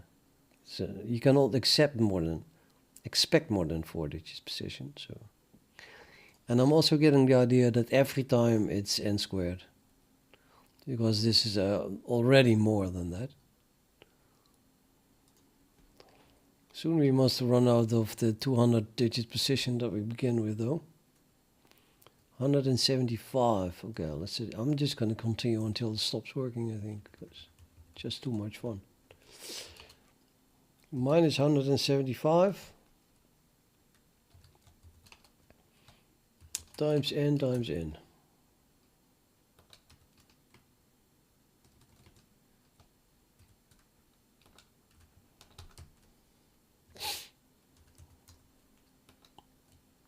See if I can make this a bit better.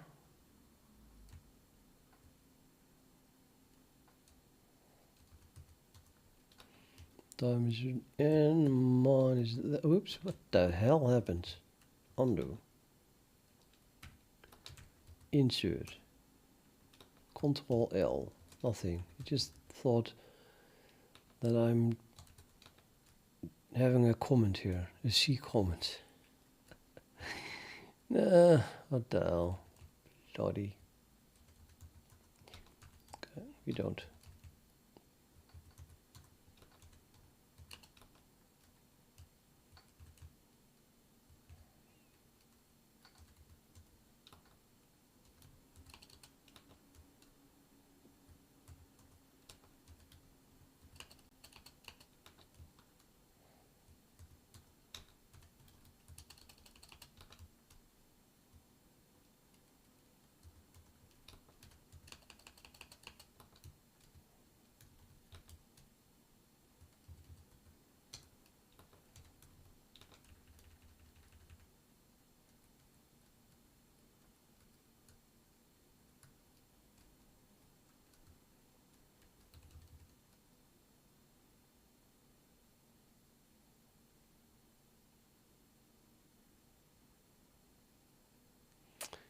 Don't see a pattern yet, except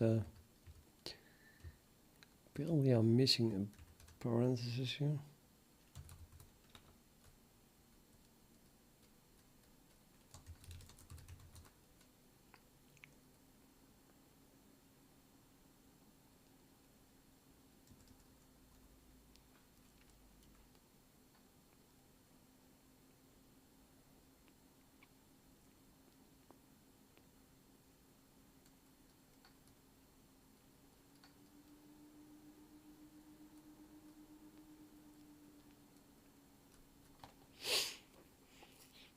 No, it's not clear anymore.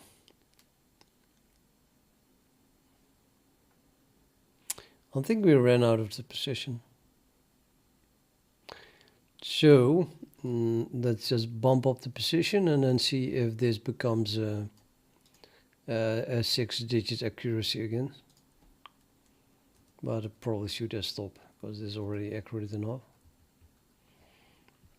But to be sure that indeed it is a lack of precision, going to, let's say, 400 digits precision. Maybe I should have not done that, but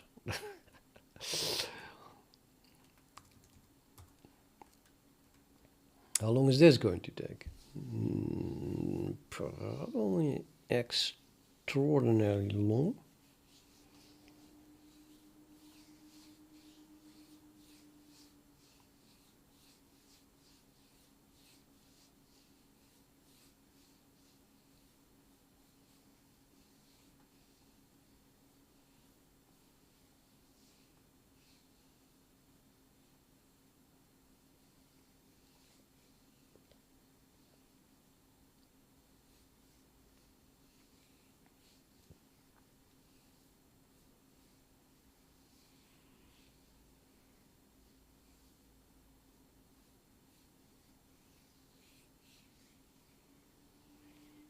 No, not.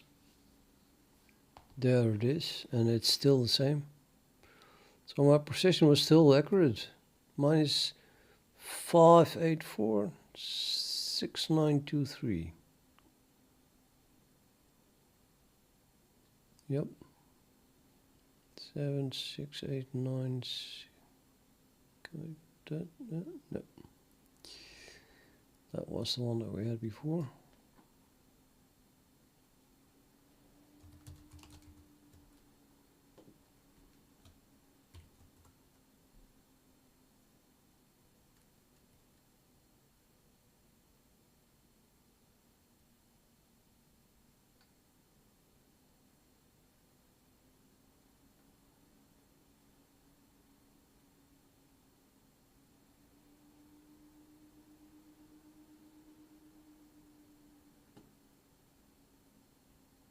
Yeah, you have so many digits. Well, not at the end, even close. Just the same. Oh, there's a difference here. Also here, okay, it's up till here. These were already the same. Wow.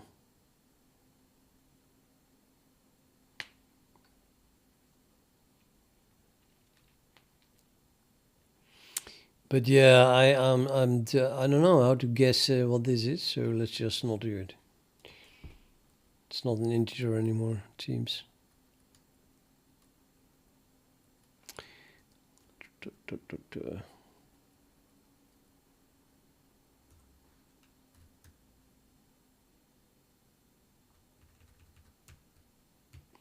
So this is my approximation then.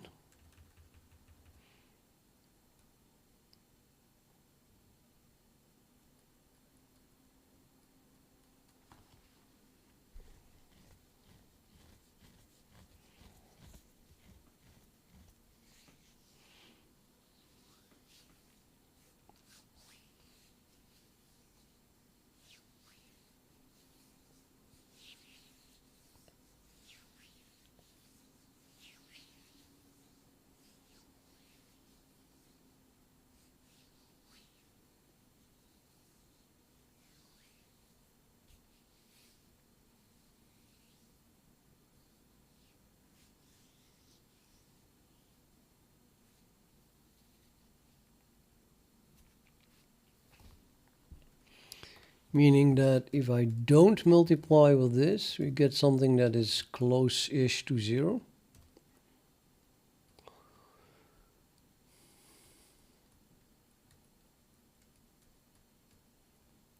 Yep, so we can say follows that polygamma 1n, all that. Well, I'll just have to write it on one line again, I suppose.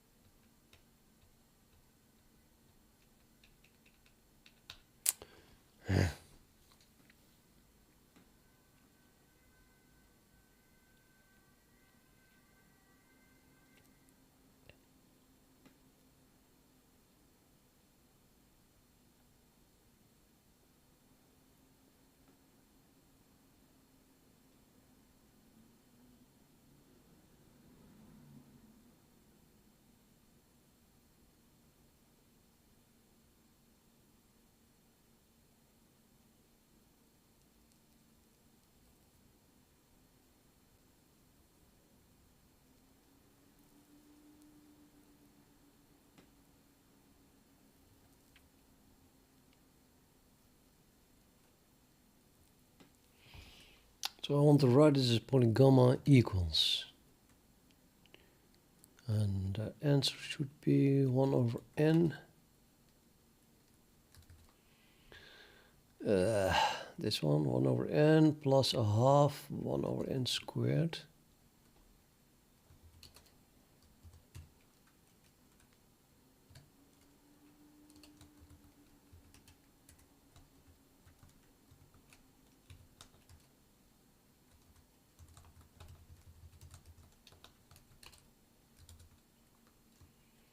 Plus 1/6 times 1 over n to the power of 3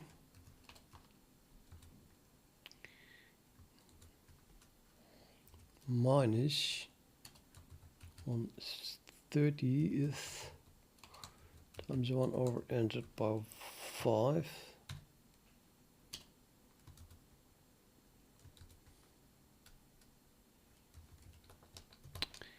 And how do I get that from here? Multiply left and right by n. That's what I'm doing here. That leaves me with 1 something. This is that 1 then, but with a minus sign in front of it.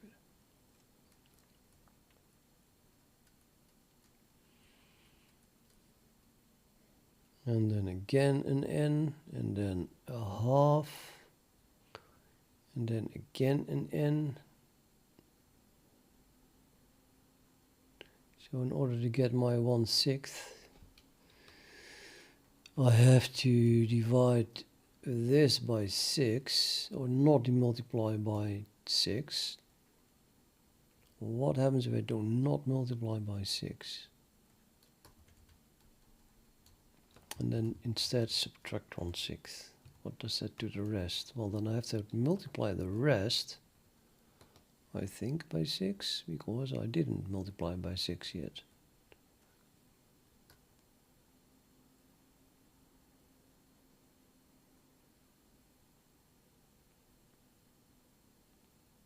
Yeah. So this is now times 6, it's 30. And this then also times 6, I think.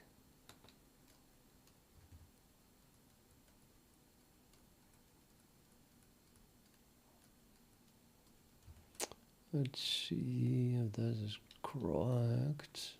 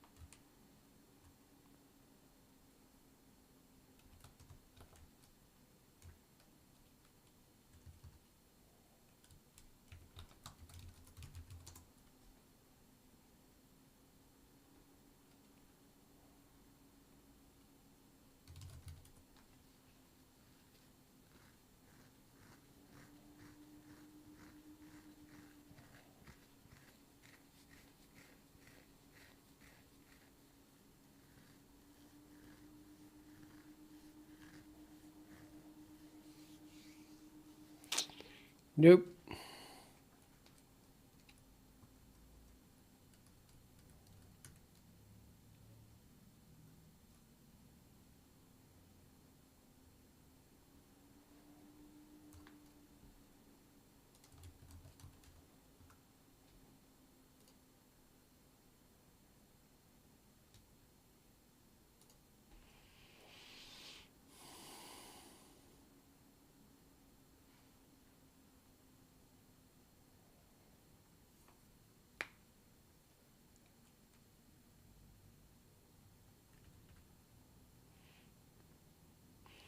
I'm so not using Windows.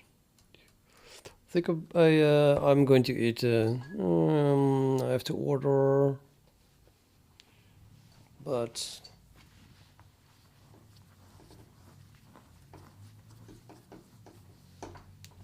I can't stream and think at the same time. So, I mean, think about ordering Chinese.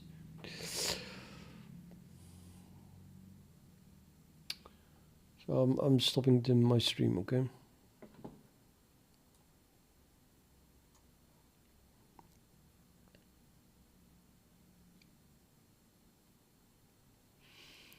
What mistake did I make here? Damn it! It suddenly stopped working.